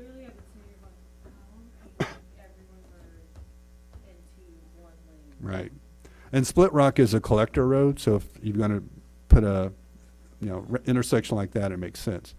They also suggested Adobe, and I said, guys, I just don't think you have the real estate there. It's too tight. Businesses need all that area they have. Yeah. And then I brought up the other issue that we have is, these large transport trailers, these low boys where they've got 2 M1 Abrams tanks on them rolling through town. Not supposed to do that. Supposed to use Lear, but you get people every now and then that haven't seen the truck route and they still come through downtown. So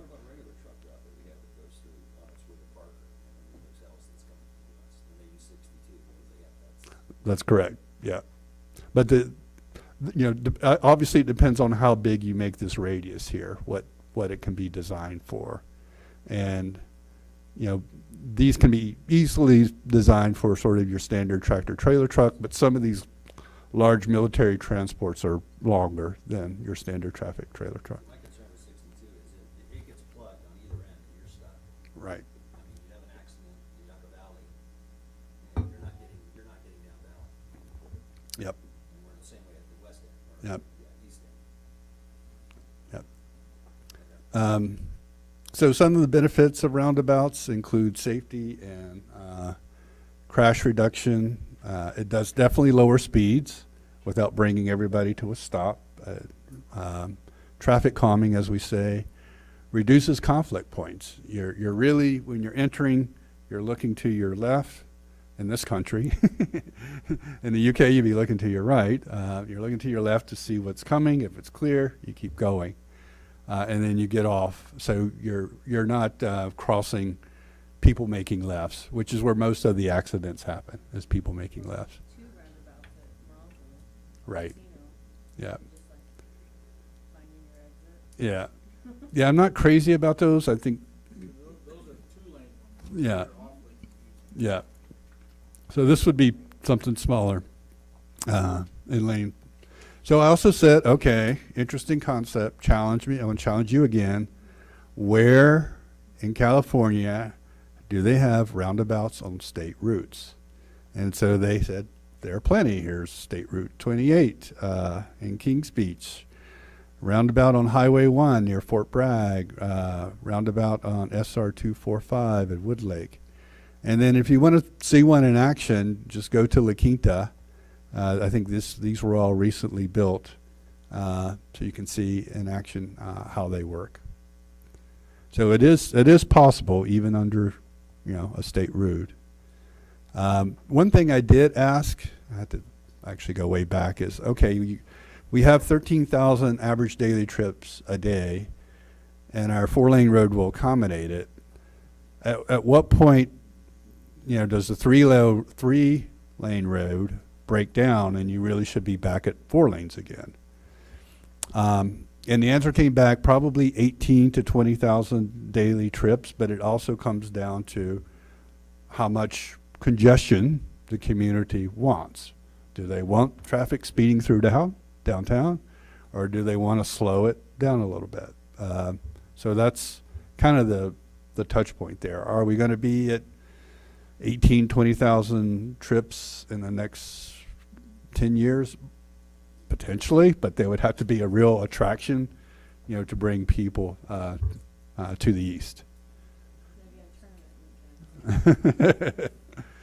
So here's where we're starting for proposed land uses. The green is the downtown residential, and I do think we need two categories here just to protect the existing rights of the zone property that's already there. We already have a high density residential downtown at 20 units per acre, and then a lower multifamily density residential at 8 units. So I do think we need a DR 20 and a DR 8 just to protect those rights. The 20 units per acre is just not going to happen unless there's a public sewer system. But the property is already zoned that way. We want to keep it zoned that way.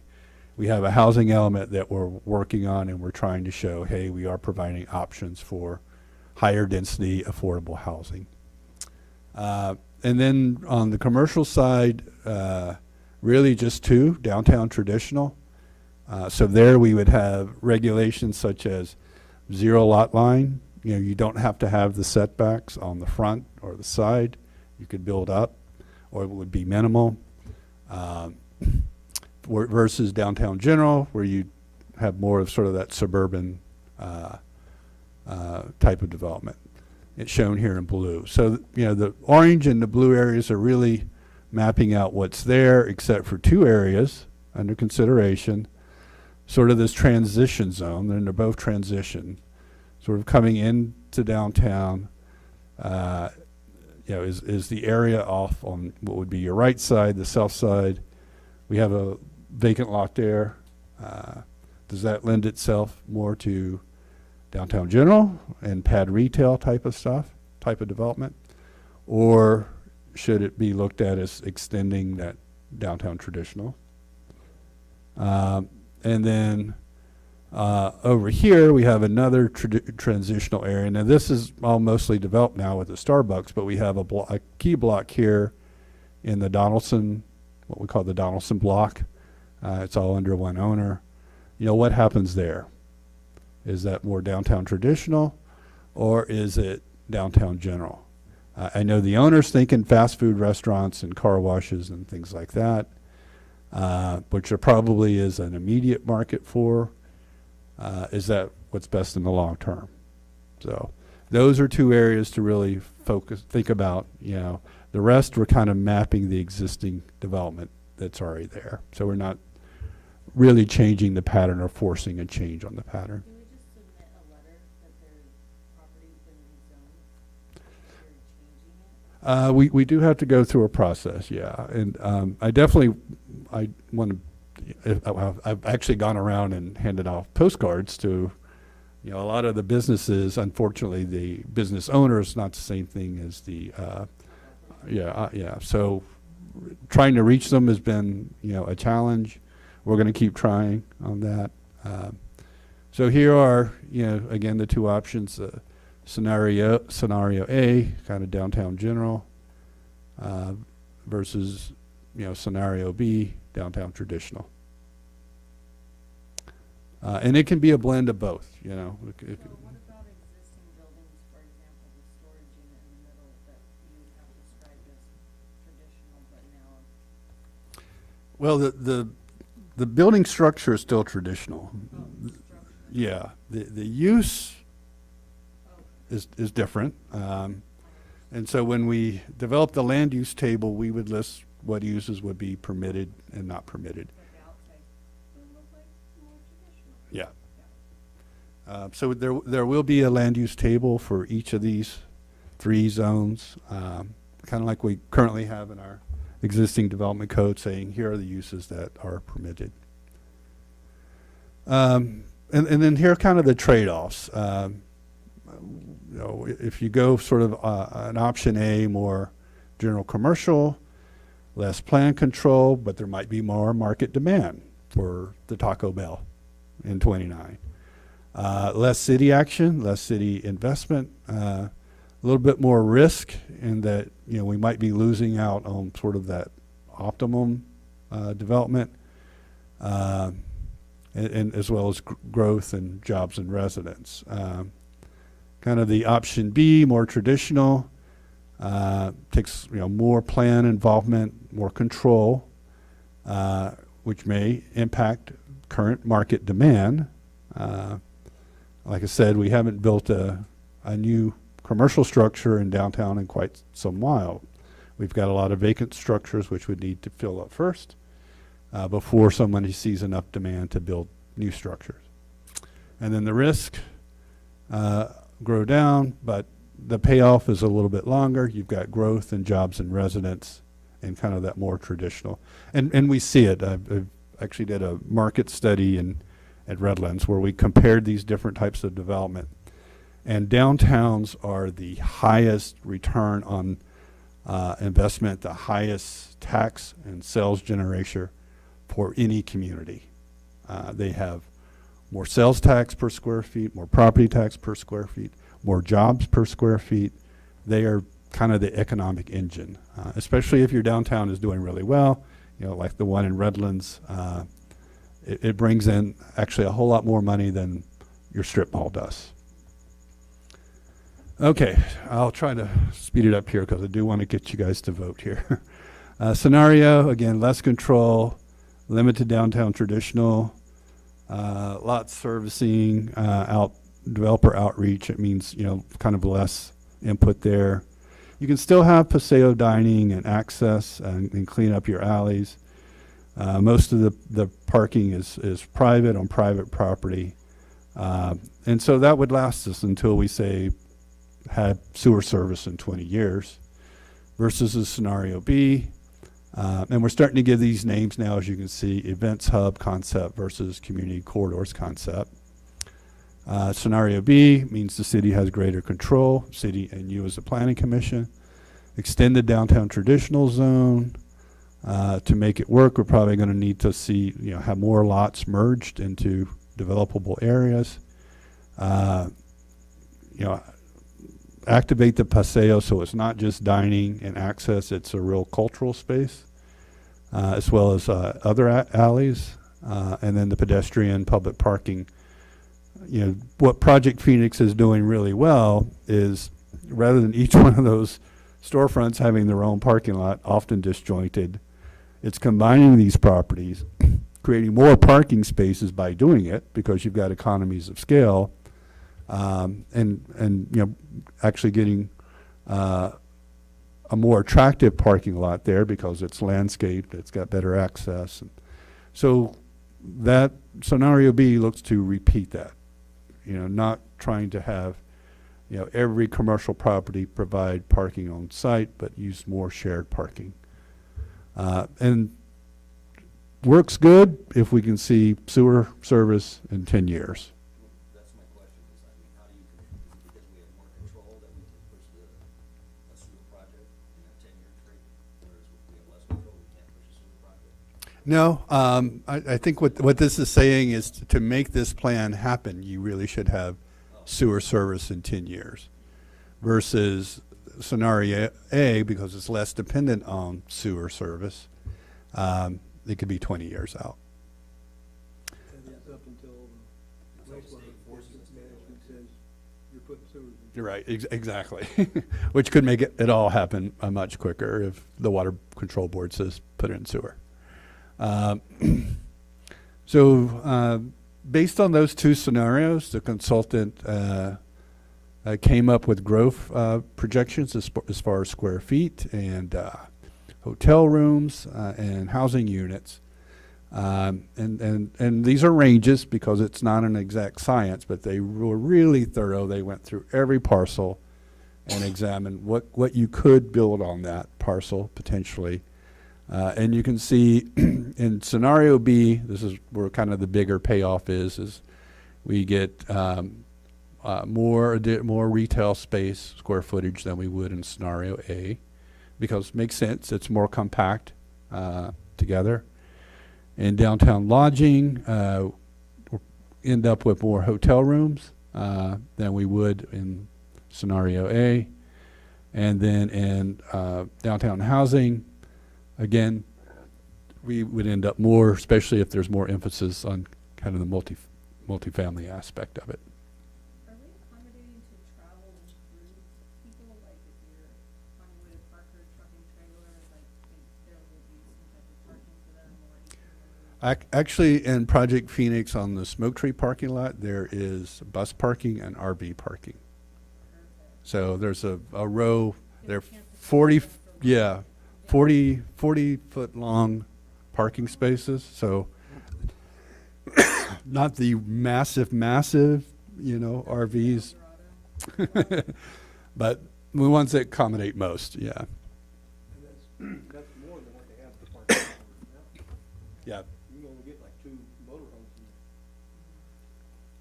there. Okay, so kind of quickly, scenario A, we've called the events hub concept. So what that means is basically there's little hubs in downtown. We have, of course, the main one here, Project Phoenix, but we could have another one here at Split Rock and Route 62, and then another one at Adobe, creating something there, and then, of course, Civic Center.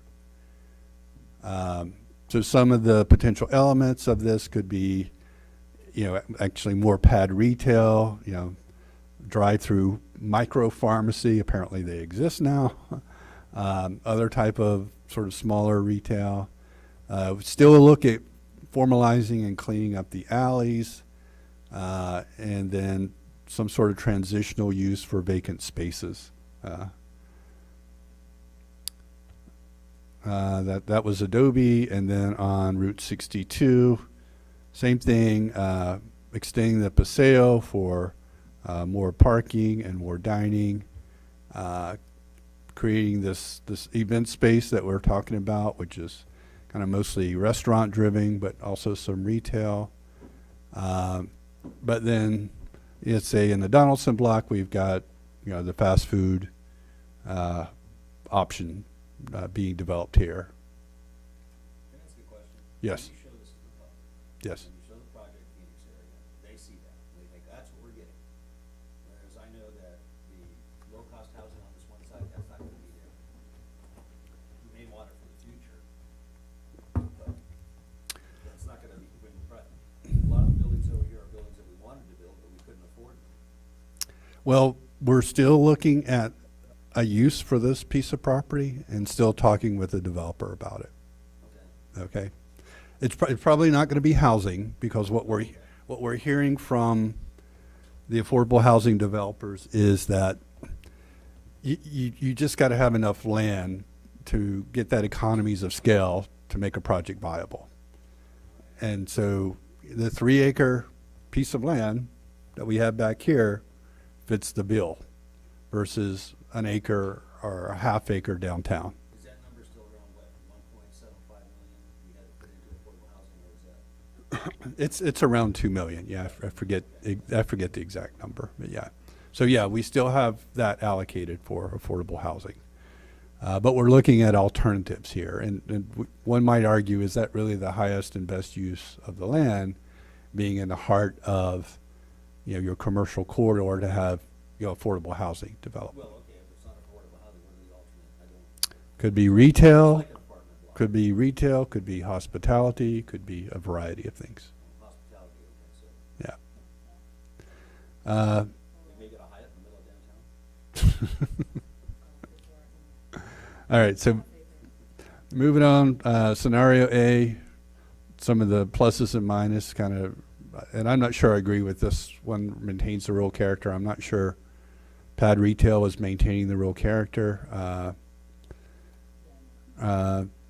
Focuses on investment of 3 hubs most likely to succeed rather than something more holistic. Still auto-oriented, less consistent visitor experience, and less risk to developers, but also less economically resilient, meaning there for the long term. So this is just kind of an overview again of what that looks like. Scenario B,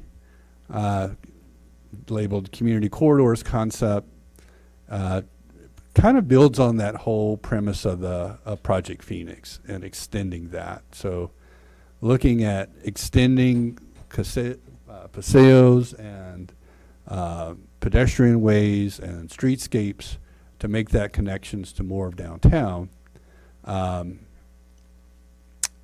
So that's obviously requiring more public investment, community investment to make that happen. And looking at potentially repeating it along Adobe Road, especially where we have the downtown traditional type of development already there, and then making the connection again to what's happening here at Split Rock. So creating these corridors rather than just the hubs and trying to find ways to link them together. So what it might look like on Adobe Road, we see infill development there.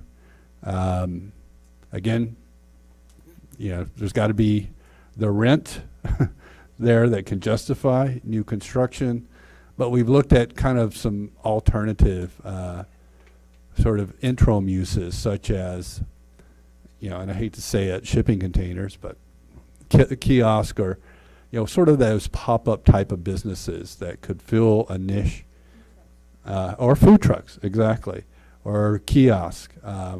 And we'll go through some of the really successful areas that have employed that strategy, especially in downtowns that are emerging, but they're not just quite there yet. But there is a market that's evolving, and a market to cater to, using kind of sort of more, I guess I'd call it temporary type of construction. And then on Project Phoenix, kind of something similar, you know, extending the paseo. What the consultant has said is you really should look at in future expansions, look at activating both sides of the paseo, not just the one along the storefronts, that second front door we talked about, but where you can is whether it is a kiosk or a food truck or something like that, to activate both sides. So as you're walking, there's activity on both sides.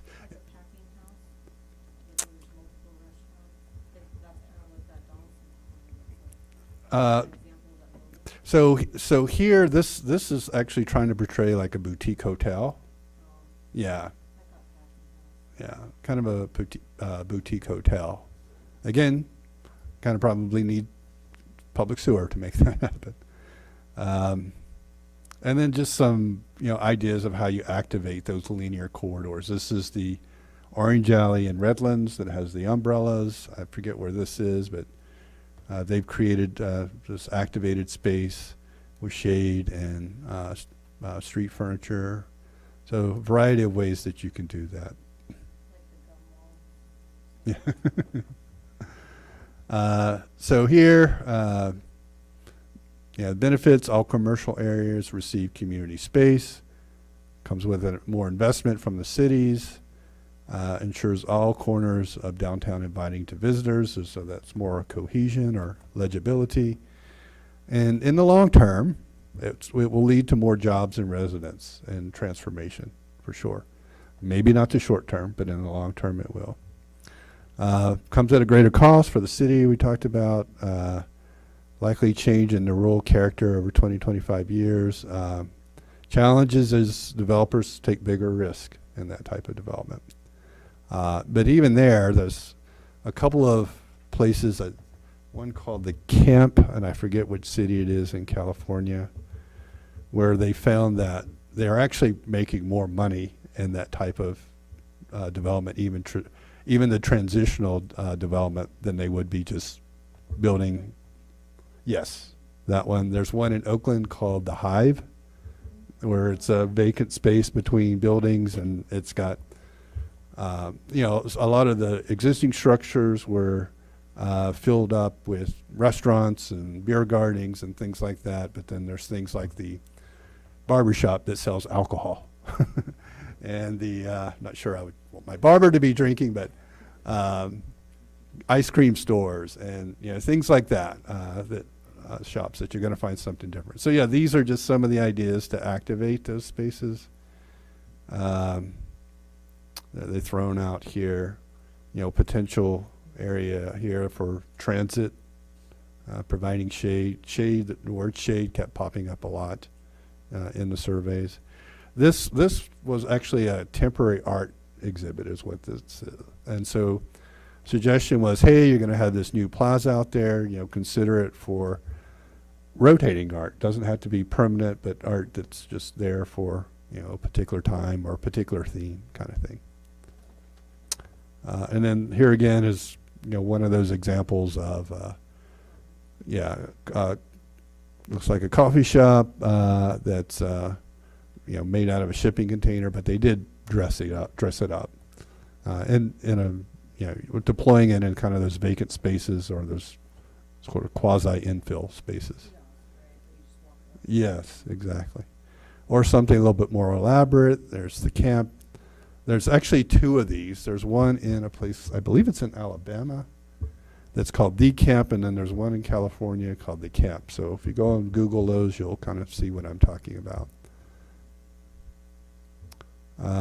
And then, yeah, I believe this one is in Alabama. So this is, I believe, The Camp. Yeah. Well, it may, I'm not sure. Social Fox Brewing Company. Yeah. Yeah, so that's kind of the, you know, the direction it's going in. Like I said, we want to hear from you and what you think, and anybody from the public for sure. And we do have our voting dots there. Also, we had a couple little exercises, kind of cheesy, but there's a Time magazine frame where you can draw your own headline or image that you want. There's also another kind of smaller survey that we were handing out at the first workshop that kind of had you list preferences. Yeah, exactly. And I'd be happy to take any questions, just some of the next steps. Sometime in August, September, we'll have our final workshop because then we have to start the CEQA process, because with every specific plan and general plan, it's a full-blown CEQA analysis. That takes time. Our drafting of the plan in the fall, and then we'll start bringing it to you all and the City Council for adoption late winter,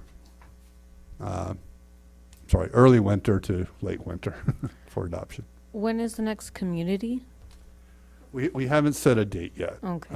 One of the It's too things hot. that we would like to get, you know, because it's summer and people won't really want to go out, is transfer those boards to a web survey and throw it out to the public. Because I would like a lot more input going into a final plan than 15 or 20 people voting with dots. So we're getting a cost from the consultant on you know, the cost to do that. It wasn't in the original scope. I think since we already have the materials here, we can be done pretty efficiently, but we're waiting on that cost. So I would like to get more input from the public and participation on and voting on some of the ideas before we kind of finalize it. I hate to get to the very end and, oh, we don't want a roundabout, or, oh, we don't want this or that. Well, I'd like to apologize. We had so many of the public here. I should have transitioned a little more interestingly to this to keep them, because if they have one plot and a lot of feedback, this is huge area, and they're not here to tell us what they want. Right.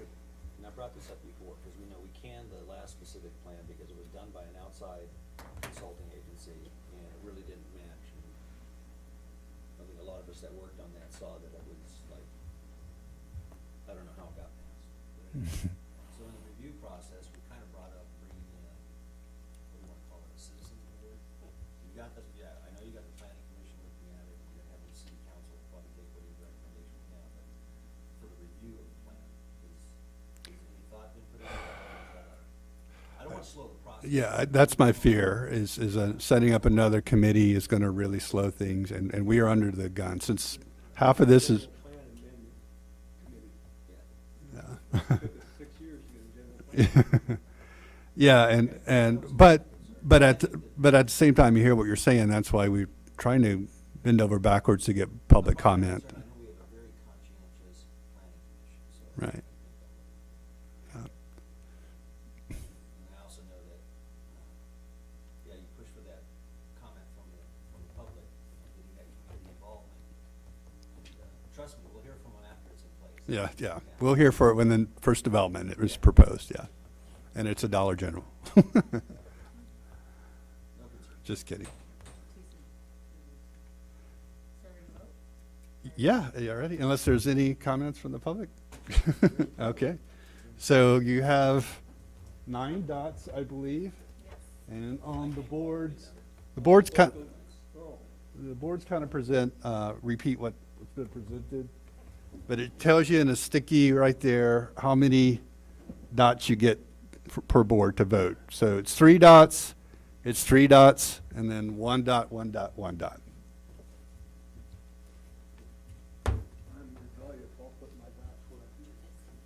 You can't, there's rules, you must abide by the rules. That's true.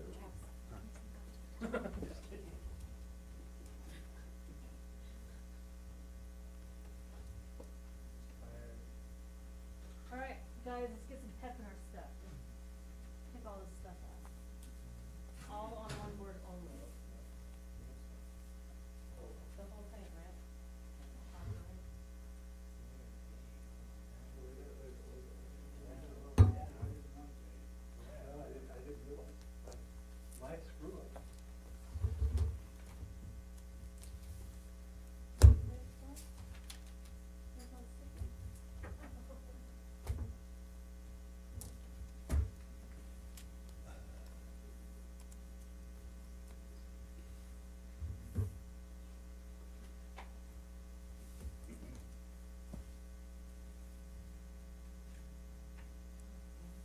We have the whole option, right? All 9.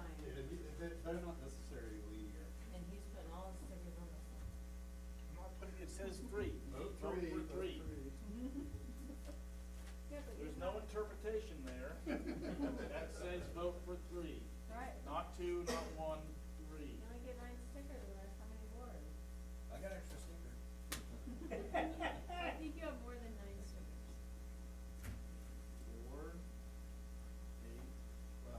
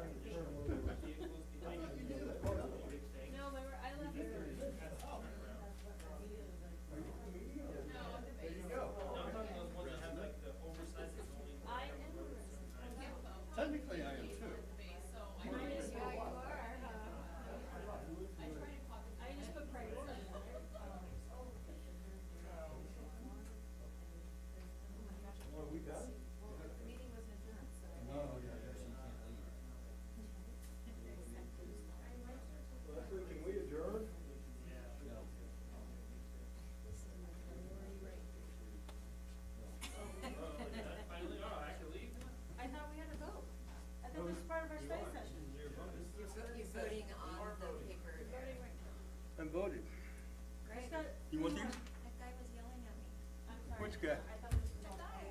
Oh.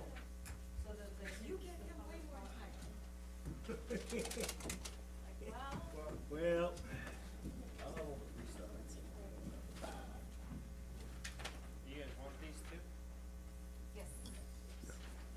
Yeah, whatever you got, we'll take.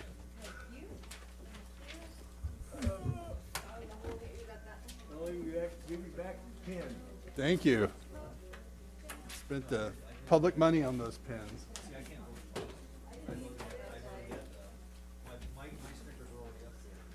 So, Okay, thank you all for voting. so Leslie, Appreciate just that. one comment.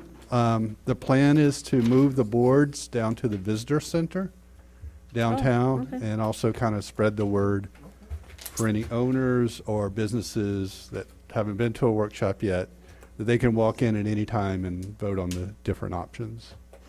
Okay, any further comments?